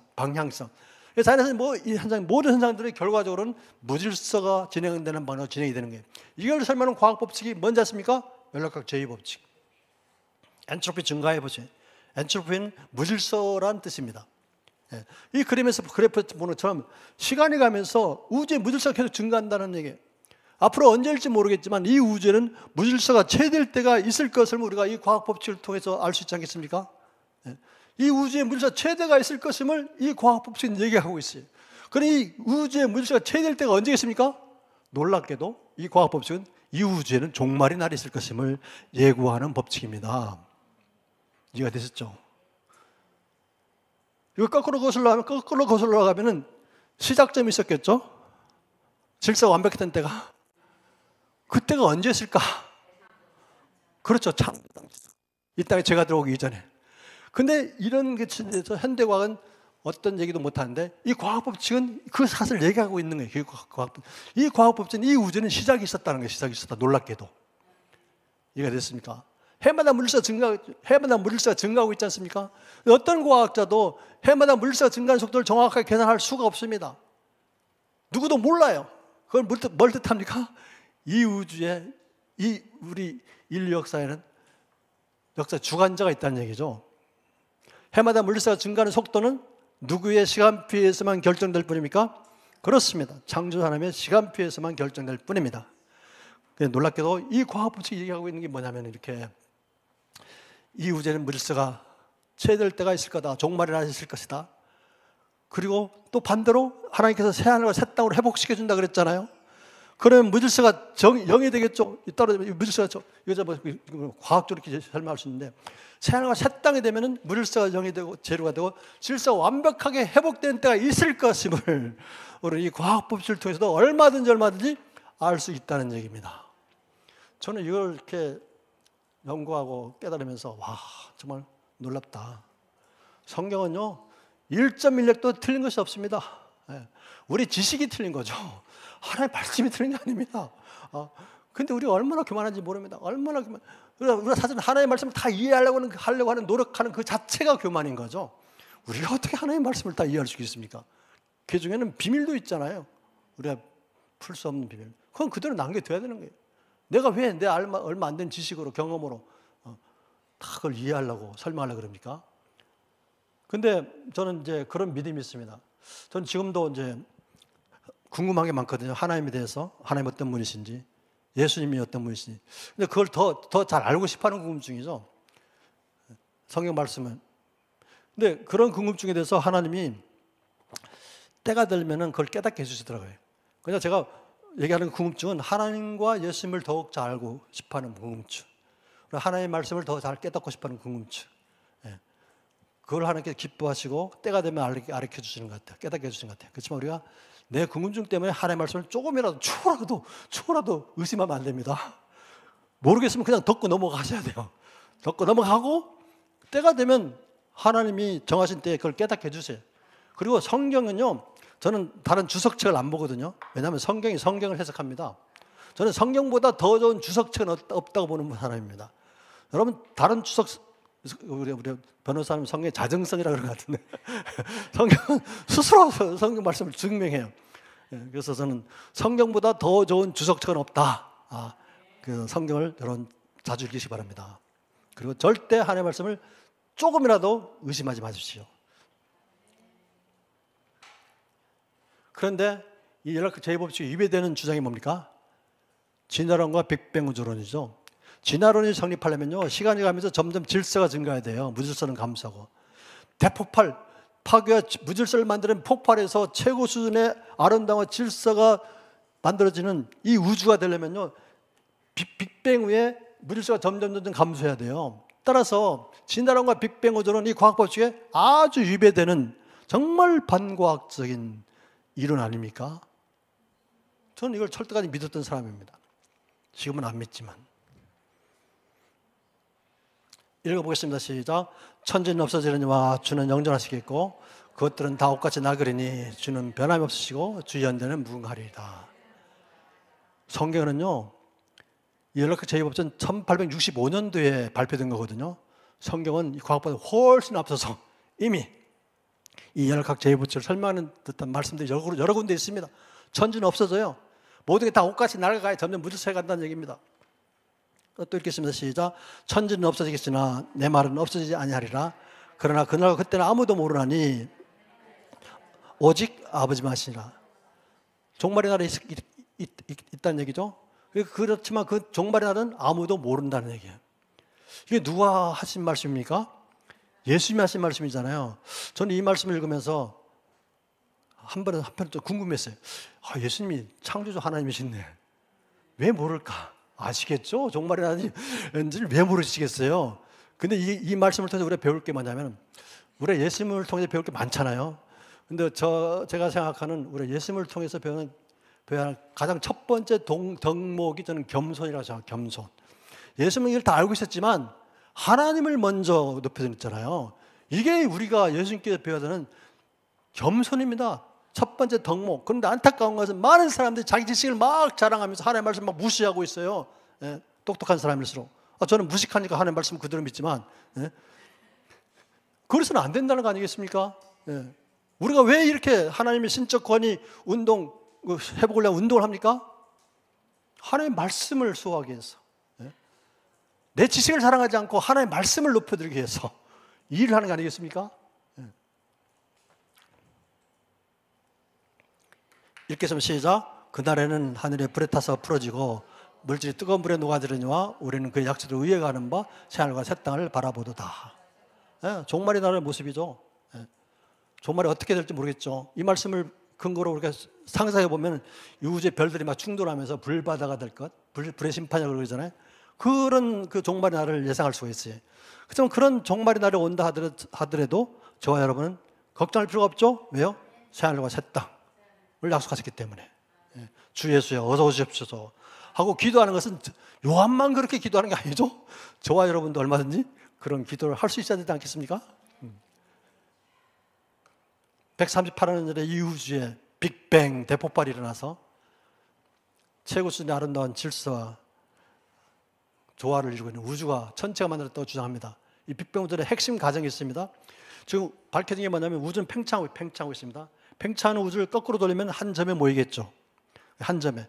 이 점, 눈에 보이지 않는 작은 점으로 특이점이야, 특이점. 제가 빨간 걸로 표현했는데 그것보다 더 작은 특이점에 이 우주에 존재하는 모든 에너지가 다 갇혀 있었어요. 고밀도로 갇혀 있었는데 갑자기 어느 날 빅뱅 했다는 얘기입니다. 이게 진화론의 빅뱅 우주론의 가장 기본적인 가정입니다. 그러면 이 가정이 그럴듯하게 보이십니까? 저는 이게 그럴 거라고 좀 믿었었는데 지금은 안 그렇습니다. 왜냐하면 어떤 과학자도 이 우주에 존재하고 있는 에너지 물질 총량이 얼마인지 아무도 모릅니다. 추정은 합니다. 예. 더군다나 이 우주에 존재하고 있는 모든 에너지 물질 아주 작은, 눈에 보이지 않는 작은 이 점에 가둬둘 수 있을까요? 천만에 불가능합니다. 그렇게 가둬둘 수 있는 어떤 과학 법칙도 없습니다. 물리적으로도 불가능하고요. 그런데 이게 온 우주의 에너지 물질이 한 점에 같이 있다가 오늘 갑자기 무슨 일인지 모르게 빅뱅 했다고 이렇게 빅방을 치거든요. 죄송합니다. 이 말을 좀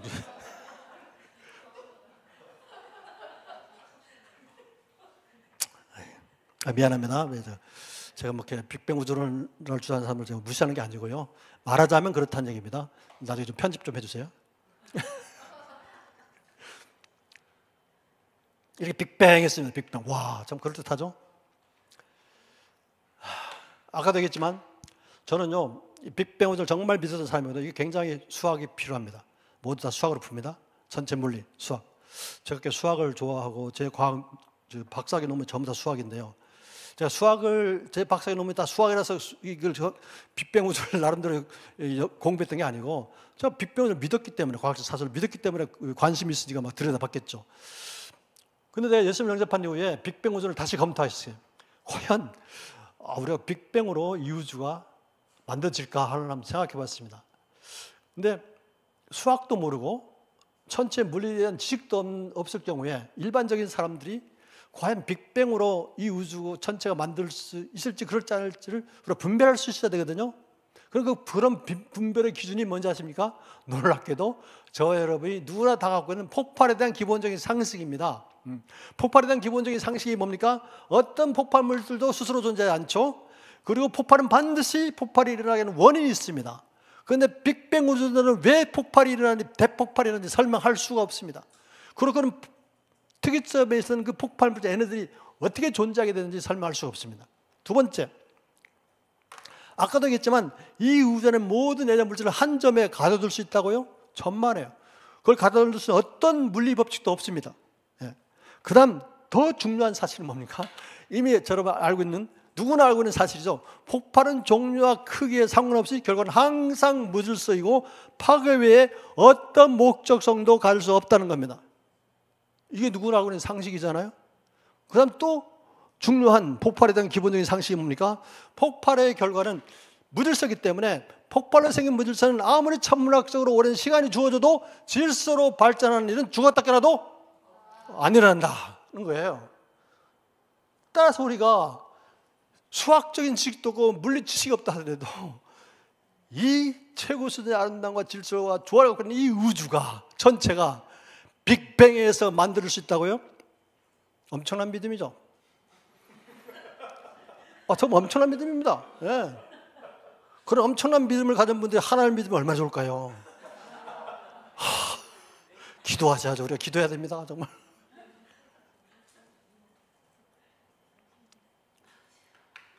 우리 학교에서는 과학 시간에 빅뱅 우주론만 유일한 우주 기원론으로 배웁니다. 학교에서. 그렇지만 많은 천체 과학자들이 다양한 우주론을 주장하고 있습니다. 진동 우주론, 양자 우주론, 다중 우주론, 주기적 우주론, 변하는 광속 우주론, 끈이론, 오차원 우주 창조론. 이렇게 다양한 우주론이 있다는 것은 뭘 뜻합니까? 빅뱅 우주론이 사실이 아니다. 천체 과학자들이 우주에 대해서 얘기하지만 우주에 대해서 아는 게 있다 없다? 없다는 것입니다. 그리고 빅뱅 우주론의 발전에 크게 기여했던 천체 과학자들이 있어요. 유명한 분들이 로저 페너로스라든가 옥스퍼드 물리대학 교수고요, 프린스턴 대학의 폴 스탄하르트 교수, 영국 왕립 런던 학교의 대학교의 마그웨즈 교수, 전부 다 빅뱅 우주론의 발전에 기여했던 분들이거든요. 이분들이 지금 어떻게 부정하고 있다는 거예요. 빅뱅 우주론. 뭘 뜻합니까? 뭘 뜻합니까? 우주에 대해서 아는 게 제대로 없다는 거죠. 제대로 없습니다. 그런데 학교에서는 빅뱅 우주로만 주장창 가르치는 거예요. 그냥. 빅뱅 우주론이 어떤 문제점인지 전혀 얘기하지 않고, 그냥 학생은 그냥 배우는 거죠. 국회의원처럼 내가 학교에서 과학 시간에 배웠기 때문에, 과학계 배웠기 때문에 믿는다, 이런 식인 거예요.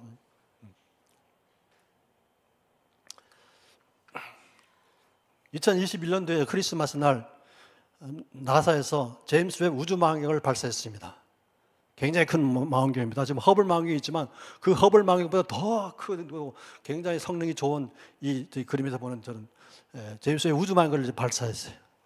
그래서 한 1년 지나니까 그 제임스 웹 우주망원경에서 관찰한 결과들이 막 들어오기 시작했고 그걸 이제 천체 과학자들이 막 분석하고 연구해서 결과를 발표했습니다. 작년 2월 달에 네이처지에 그 결과가 발표됐습니다. 그 발표된 이후에 전 세계 언론들이 이 결과를 막 보도했습니다. 이게 좀 미국의 MBC를 제가 따온 건데 헤드라인이 뭔지 아십니까? 초기 우주, 빅뱅 직후 한 몇억 년, 십억 년 이내 초기 우주들이 믿었던 것보다 훨씬 큰 초기 은하들이 발견됐다는 거예요. 예. 이게 헤드라인입니다. 예. 그래서 어떻게 얘기하냐면 완전한 형태의 은하들이 먼 우주, 초기 우주에서 관측됐다는 거예요. 이게 빅뱅이 사실이라면 이게 관측되면 절대 안 되거든요. 그리고 먼 우주의 초기 은하계에서 별들에서 무거운 원소들이 관측됐다는 거예요. 이게 관측되면 절대 안 되거든요. 그러니까 제임스 웹 우주망원경을 발사한 첫 번째 목적이 뭔지 아십니까? 빅뱅에서 이 우주가 만들었다는 것을 증명하기 위해서 과학적으로 증명할 수 있는 그 데이터를 얻기 위해서 보낸 거거든요. 발사한 거거든요. 그런데 결과는 어떻게? 그러면서 천체 물리학과 교과서를 다시 써야 할 것이다. 다시 써야 할 것이다. 이거 제 얘기 아닙니다. 최근에 더 많은 그 관측 결과들이 이제 나사 홈페이지에 가면 있거든요. 그 결과들은요, 정말 빅뱅 우주론자들을 정말 당황하게 하고 난처하는 결과들이 계속 쏟아지고 있어요. 그렇지만 그분들은 자기네 빅뱅 우주를 아마 포기하지 않을 겁니다. 또 다시 막 빅뱅 우주를 더 발전시켜서 나름대로 또 막 그럴 거거든요. 그분들은 진화론을 주장하는 사람들도요, 진화론이 과학적으로 틀렸다는 걸 알아요. 그럼에도 불구하고 포기하지 못한 이유가 뭔지 아십니까? 그들이 진화론을 포기하고 창조를 인정하는 순간 창조주 하나를 믿어야 하기 때문에 그게 첫 번째 이유입니다. 첫 번째 이유. 그렇기 때문에 진화론을 그냥 믿고 주장할 수밖에 없다는 겁니다. 안타깝죠? 우리가 기도할 게 너무나 많죠? 특히 지식인들 위해서 기도해야 됩니다. 특히 크리스찬 지성인들 위해서 기도하시기 바랍니다. 우리 신학교 교수님뿐만 아니라 교회 크리스찬 지성인들이, 크리스찬 과학자들이 얼마나 이 유신진화를 갖고 우리 성경을 공격하고 다음 세대들의 신앙을 무너뜨리는지 모릅니다. 그건 제가 다음 시간에 얘기하겠습니다. 우리 은하계가 있거든요. 우리 은하계. 이 우주는 약 1000억 개 이상의 은하계가 있고 각 은하계마다 1000억 개 이상의 별들이 있다고 추정합니다. 우리 은하계도 약 1000억 개 이상의 별들이 있는데 이게 우리 은하계인데 우리 은하계 중에 우리 태양계가 있죠. 밑에 태양계 있어요. 태양계가 가만히 있는 게 아니고 은하계 중심을 이렇게 공전해 돌아요. 은하계 중심을 공전합니다. 이 태양계가 은하계 중심을 공전하는 속도는요, 시간당 72만에서 한 78만 킬로미터입니다. 이 공전 중에 한 바퀴 도는데 2억 3천만 년이 걸린다는 얘기예요. 엄청난 거죠. 엄청 크다는 얘기죠. 근데 이런 우리 은하계 같은 것들이 온 우주에 막 1000억 개 이상이니까 얼마나 이 우주가 광대하겠어요. 아무도 모르는 거죠. 그렇죠? 예? 아무도 모르는 이 우주를 마치 다 아는 것처럼 우리가 지구도 제대로 잘 모르는데, 그렇죠? 우리 태양계도 제대로 잘 모르는데, 우리 은하계는 더 모르는데, 이 은하계를 포함한 온 이 우주의 전체 은하계들을 다 아는 것처럼 마치 막 얘기하고 있거든요.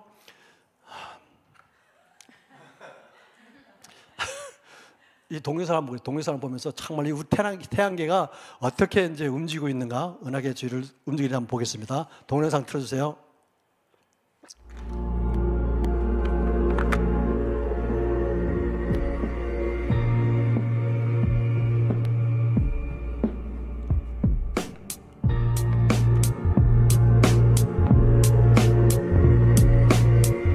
옛날 모델입니다. 옛날 모델. 옛날 태양계가 저렇게 돌았다고 예측했으면 지금은 그게 틀렸다는 얘기죠. 새로운 태양계 운행 모델이 나옵니다. 지금 태양이 지금 우리 은하계 중심을 돌고 있습니다. 태양을 중심으로 8개 행성들이 막 돌고 있죠. 도는 모습 보세요. 원형이 아니고 소용돌이 치듯이 치더라고 있습니다. 이게 최근에 밝혀진 태양계 운행 모습입니다. 보세요. 정말 신기합니다. 태양이 돌고 있고 그 주위를 8개 행성들이 천천히 가면 낭호될까봐 정신없이 막 최선을 다해서 막 돌아가요. 놀랍지 않습니까? 이걸 우리가 볼텍스, 소용돌이거든요. 볼텍스라 그럽니다.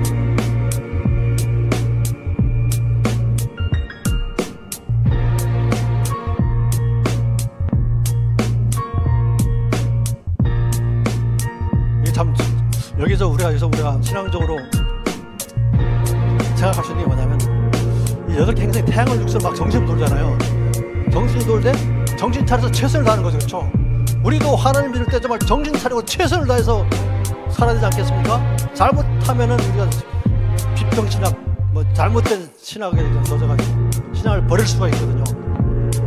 근데 이런 볼텍스 구조가 얼마나 중요하면 생명에서 굉장히 중요해요. 이렇게 다 이런 소용돌이 구조를 갖고 있다는 얘기예요. 이 볼텍스 구조를. 예. 계속, 예. 안 나옵니까? 네, 네. 고사리도 보면 이렇게 있고요. 장미꽃도 보면 겹겹이 쌓인 게 볼텍스 구조입니다. 문학에도 마찬가지고요. DNA 구조도 마찬가지입니다. 암모나이트 생명체도 그렇고, 심지어 화장실에 물 내려가는 모습도 소용돌이. 놀랍죠? 이런 게 어떻게 폭발의 결과로 설명할 수 있습니까? 천만에요. 이런 거 학교에서 이런 걸 학생들 보여줄 것 같습니까? 천만에요. 이걸 보여주면 빅뱅 우주론이 바로 틀렸다는 게 입증되기 때문에 절대 안 가르칩니다. 절대 안 보여줍니다.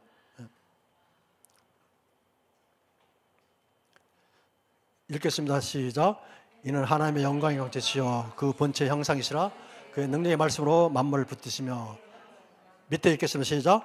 너희는 눈을 높이 들어 누가 이 모든 것을 창조했나 보라. 주께서는 수요대로 만성을 이끌어내시고 그들의 이름을 부르시다니 그의 권세가 크고 강함으로 하나도 빠짐이 없느니라. 어떤 과학자도 이 우주의 별의 개수가 몇 개냐 아무도 모르죠. 하나님은 전부 다 계수하고 계시고 이름까지도 부르세요. 하나님의 창조 능력이 크고 강하기 때문에 하나님은 빠짐이 없는 최고 수준의 아름다움과 질서와 조화를 갖고 있는 이 우주 전체를 창조하셨음을 이 말씀이 얘기하고 있지 않습니까? 여러분 이 말씀 믿으십니까? 근데 안타까운 사실은 우리 자녀들이 이걸 못 믿고 있다는 얘기입니다. 뭐 때문에? 잘못된 교육 때문에. 잘못된 과학교육, 잘못된 신학교육, 잘못된 사상, 이런 때문에. 우리가 이 시대에 우리 어른들이 다음 세대를 위해서 무엇을 해야 될 건지 알 수 있지 않습니까? 어떻게 해야 될 거를. 근데 이거를 이제 우리가 정말 머리를 이렇게 맞대가지고 다음 세대를 위해서 어떻게 할 것을 우리가 고민하면서 대책을 세우고 실행해야 될 텐데 그게 잘 안 되고 있다니. 저는 그런 게 우리 성수업 운동을 통해서 정말 진행되기를 저는 또 개인적으로 소망도 해봅니다. 한 10분 정도 쉬겠습니다. 쉬었다가요? 계속해요? 네?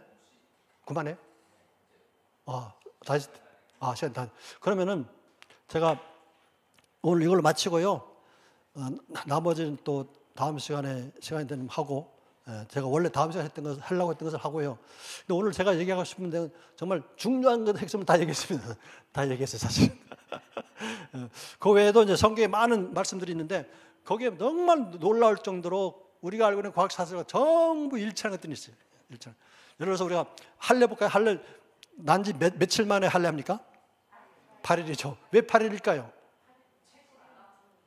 맞아요. 최고 안 아파요. 최고로 안 아플 뿐만 아니라 할례하면 뭐가 나 피가 나오잖아요. 그래 좋은 거. 피가 나면 그걸 굳게 하는 게 트로프롬이라는 호르몬인데 효소가 있는데 그 트로프롬이라는 그 있는데 이게 3일째, 8일째 될 때가 제일 많아요. 성인의 농도가 약 100%라면 8일째가 110%. 8일째 가장 잘 빨리 굳는 거예요. 그래서 8일째 할례를 하는 거예요. 8일 이후부터는 정상 우리 어른하고 똑같은 그런 프로트롬빈 농도를 가지고 평생 사는 거예요. 다 이유가 있습니다. 그런 내용들이 많이 있거든요, 성경에. 시간이 되면은 제가 언제 또 따로 갖기로 하고, 오늘은 이걸로 마치겠는데요. 그럼 우리 기도를 해야 되겠죠, 그렇죠? 가만있어 봐. 맨 뒤에 거 좀 전자 맨 뒤에 슬라이드 맨 뒤에 기도합시다. 기도합시다. 그 전에요. 이거 한번 보겠습니다. 결론입니다, 오늘. 자, 우리가 성경에 기록된 대로 창조주 하나님을 잘 믿고요. 그리고 기료, 진료, 생명이신 예수님을 정말 잘 믿어야 합니다. 그리고 이 세상 살면서 우리는 어떻게 해요? 하나님을 사랑하고 이웃을 내 몸처럼 사랑하는 사람이 되야겠죠. 그리고 저와 여러분은 늘 성령 충만하겠는데, 그렇죠? 어떤 사람이 성령 충만한 사람입니까? 하나님의 뜻 안에서 사는 사람이 성령 충만한 사람이겠죠?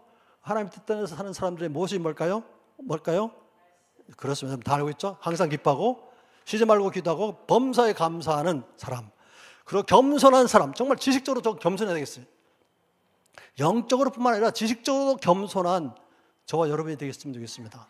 항상 기뻐하고 쉬지 말고 기도하고 범사에 감사하는 겸손한 사람은 그게 예수 그리스도 안에서 저희를 향하신 하나님의 뜻이라고 저는 생각합니다.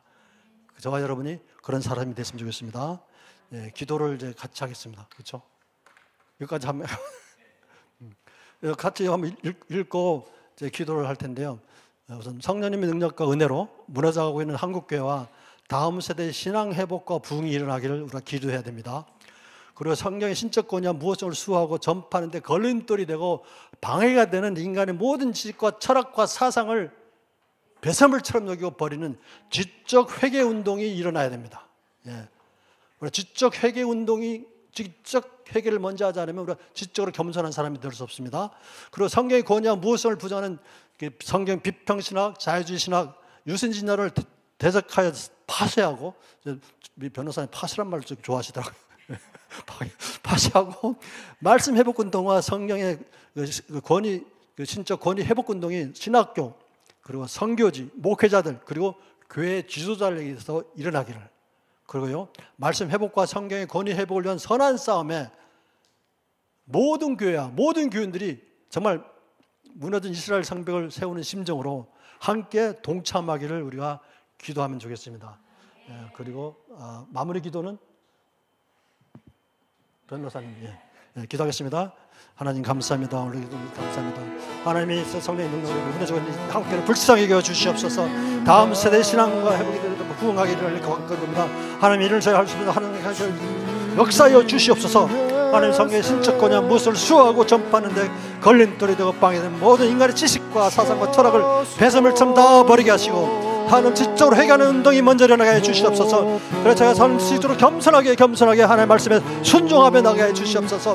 모든 성경의 권위와 무엇을 부정하는 성경 비평신학, 자유주의 신학, 유신신화를 대적하여 파쇄하고 하월신학 운동과 행동이 일어나서 신학교에서 이 나라 이 땅에 하나님의 나라가 세워지게 하시고 하나님 땅에 세워지게 해주시고 하나님 뜻이 이루어지는 놀라운 역사에 주시옵소서. 말씀의 과 성경의 권위 회복을 위해서 하나님 싸움의 모든 견들이 통통하게 해 주시옵소서. 하나님 감사합니다. 하나님 얼마나 답답하십니까? 저희들 마음도 아픈데 하나님 마음 얼마나 아프실까요? 저희들 불쌍히 여겨 주시옵소서. 저희들 마음껏 사용하셔서 이 땅에 하나님의 나라가 세워지고 하나님의 뜻이 이루어지고 무너진 한국교회가 다음 세대들이 다시 세워지고 회복하고 부흥하는 역사가 일어나게 해 주시옵소서. 이 일에 성령님께서 함께 하시고 인도해 주시기를 간절히 간구드립니다. 하나님, 이 첨단 과학시대 지식과 정보가 남모는 시대에 많은 사람들이 성경이 틀렸다 그럽니다. 하나님 말씀의 권위와 무엇을 무시하고 하나님이 없다고 하나님을 떠나고 있습니다. 하나님 저희들 불쌍히 여겨 주시옵시고 이제 저희가 하나님 말씀으로 회복되는 역사가 일어나게 해 주시옵시고 이 일에 우리를 부르셨으니 저희들 마음껏 사용하셔서 이 땅에 하나님의 나라가 임하고 하나님의 뜻이 이루어지고 하나님의 말씀의 권위가 다시 세워지고 회복되고 수호되는 역사가 일어나게 해 주시옵소서. 하나님 이 일들이 우리 신학교에서부터 교신들부터 선교지와 목회자들, 교회 지도자들에게 일어나게 하시고 하나님 유럽교회가 무너진 이유가 지도자들뿐만 아니라 일반 성도들이 그런 사실을 알고도 일어나지 않았기 때문에 선한 싸움을 싸우지 않았기 때문에 저는 무너졌다고 생각합니다. 우리 한국에서는 그런 일이 일어나지 않고 우리 성도님들이 모든 교회와 우리 모든 교인들이 정말 이 심각한 사실을 깨닫고 하나님 한마음 한뜻으로 이 무너진 성벽을 세우는 그 일에 심적으로 애타는 심적으로 함께 동참하여서 하나님 이 땅에 하나님의 나라가 회복되게 하여 주시옵소서. 하나님 말씀의 권위가 회복되고 수호되게 하여 주시옵소서. 이 일에 동참하는 우리 모든 주님의 종들을 주는 축복하시고 사용하시고 인도해 주셔서 이 뜻이 이루어지게 하여 주시옵소서. 이 일들 우리가 사람의 힘이 아니라 오로지 하나님께 주신 성령님의 지하 능력으로 감당할 수 있도록 주님 역사하시고 인도하여 주시옵소서. 감사하며 우리를 죄에서 구원하신 예수님의 이름으로 기도드리옵나이다. 아멘. 감사합니다.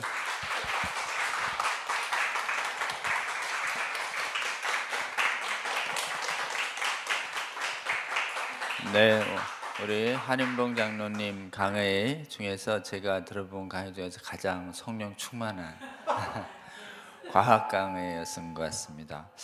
아마 여러분 다시 한번 우리 한인봉 장로님의 강의를 다시 들어봐 주시면 정말 이렇게 좋겠다 이런 생각을 좀 많이 했습니다.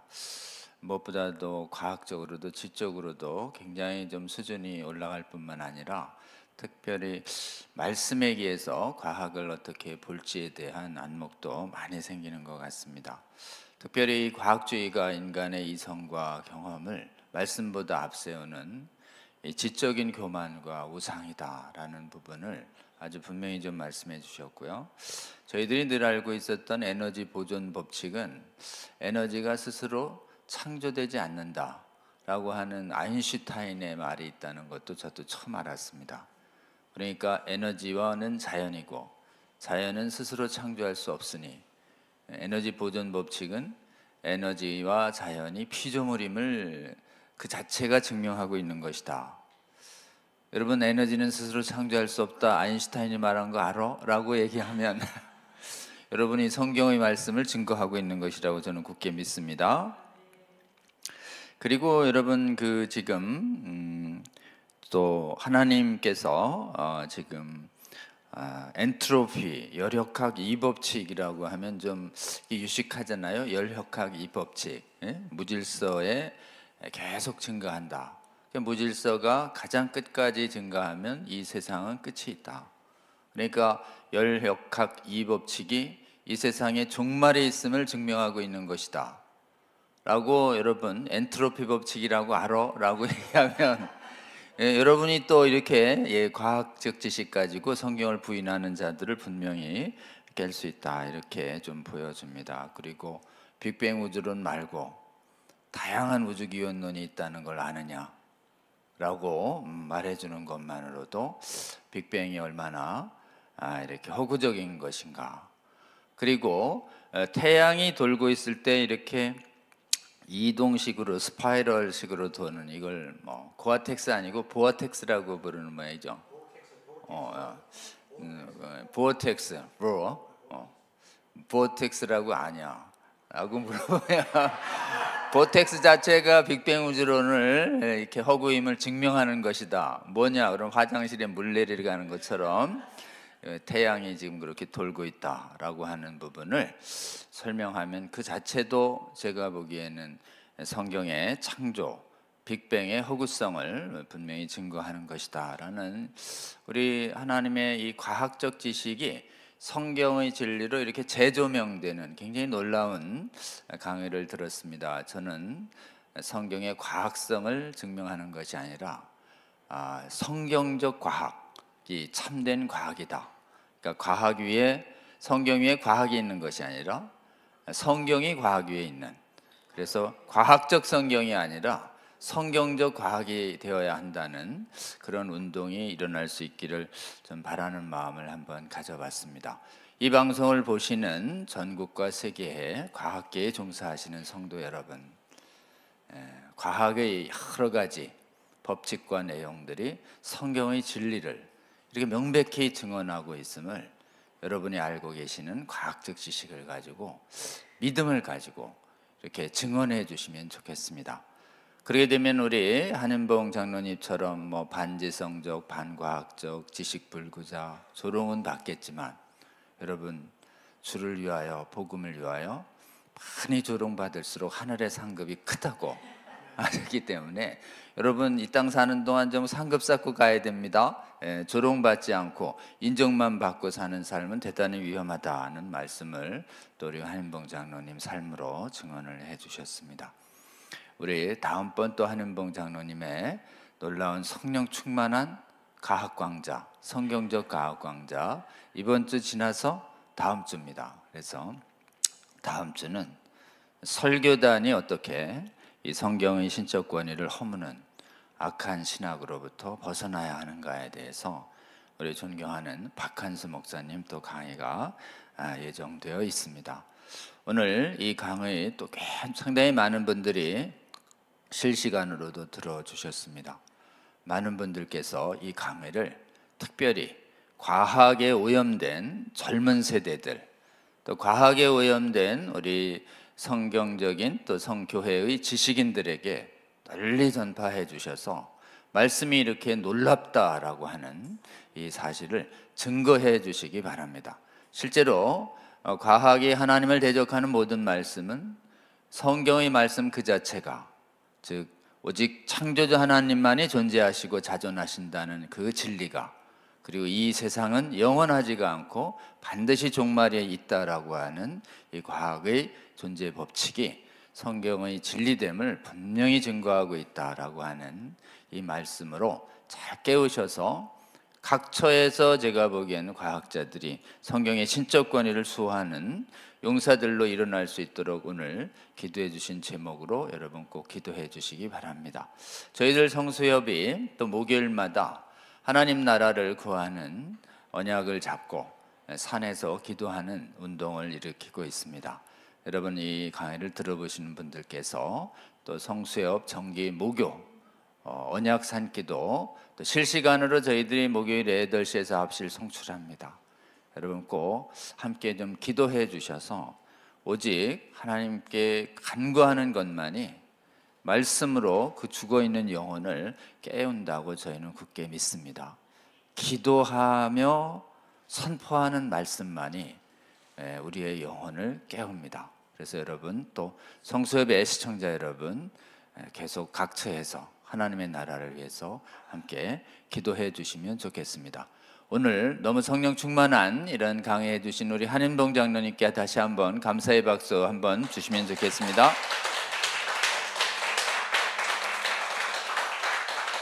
여러분 그리고 또 다음 주에 또 이 시간에 함께 좀 잠깐 뵙겠습니다. 제가 잠깐 기도하고 마치겠습니다. 주님 감사합니다. 오늘 주께서 이렇게 놀라운 하나님 정말 성경의 진리됨을 증명할 수 있는 과학적 강의를 세계적인 과학자로 하나님께서 세우신 한인봉 교수님 통해서 증거하게 하여 주시니 감사합니다. 전 세계의 하나님을 믿는 과학에 종사하는 성도들, 우리 한 장로님 본받아서 과학의 영역에서 말씀의 진리됨을 붙잡고 증언하는 용사들로 하나님 세워질 수 있도록 주께서 역사하여 주시옵소서. 성수협의 이 강의를 주님 귀하게 사용하여 주셔서 잠자고 있고 소극적인 하나님 전 세계의 성도들 중에서 많은 과학에 종사하는 하나님 주의 백성들을 깨우는 데 주께서 사용하여 주시옵소서. 저희들이 말씀에 대한 담대한 믿음으로 과학의 이름으로 하나님의 성경의 진리를 대적하는 세상의 헛된 학문들과 교회 내의 헛된 신학에 맞서 하나님 말씀의 진리됨을 담대히 증언하는 저희 한국교회 세계교회 성도들이 될 수 있도록 주께서 이 말씀을 활용하여 주시옵소서. 성수협의 시청자 성도들 하나님 무엇보다도 말씀 잡고 언약 잡고 기도하는 사람 되게 하여 주셔서 저희들이 말씀과 기도로 용사로 세워지게 하여 주시고, 그리고 저희들 기도를 통해서 수많은 잠자는 과학계에 종사하는 수많은 주의 백성들도 깨워주셔서 주님 과학계에 있어서도 말씀의 놀라운 신적 권위를 증거하는 과학자들이 수없이 많아져서 주여 과학의 이름으로 말씀을 대적하는 이 거짓된 세상이 수많은 교육과정에서 파쇄되어 나가는 것을 저희들 보기를 원하오니 주님 저희들의 기도에 응답하여 주시고 순종하는 주의 성도들을 하나님 귀하게 사용하여 주셔서 각처에서 말씀을 가지고 이 거짓된 우상과 견고한 진화론과 유물론의 진을 깨뜨리는 주의 용사들을 보게 하여 주시옵소서. 이 성수협 강론을 주여 기름 부어 주시고 하나님 정말 먼저 깨어난 주의 백성들을 더욱더 깨워주셔서 한국교회와 전 세계의 수많은 잠자는 주의 성도들을 깨우는 데 귀하게 사용하여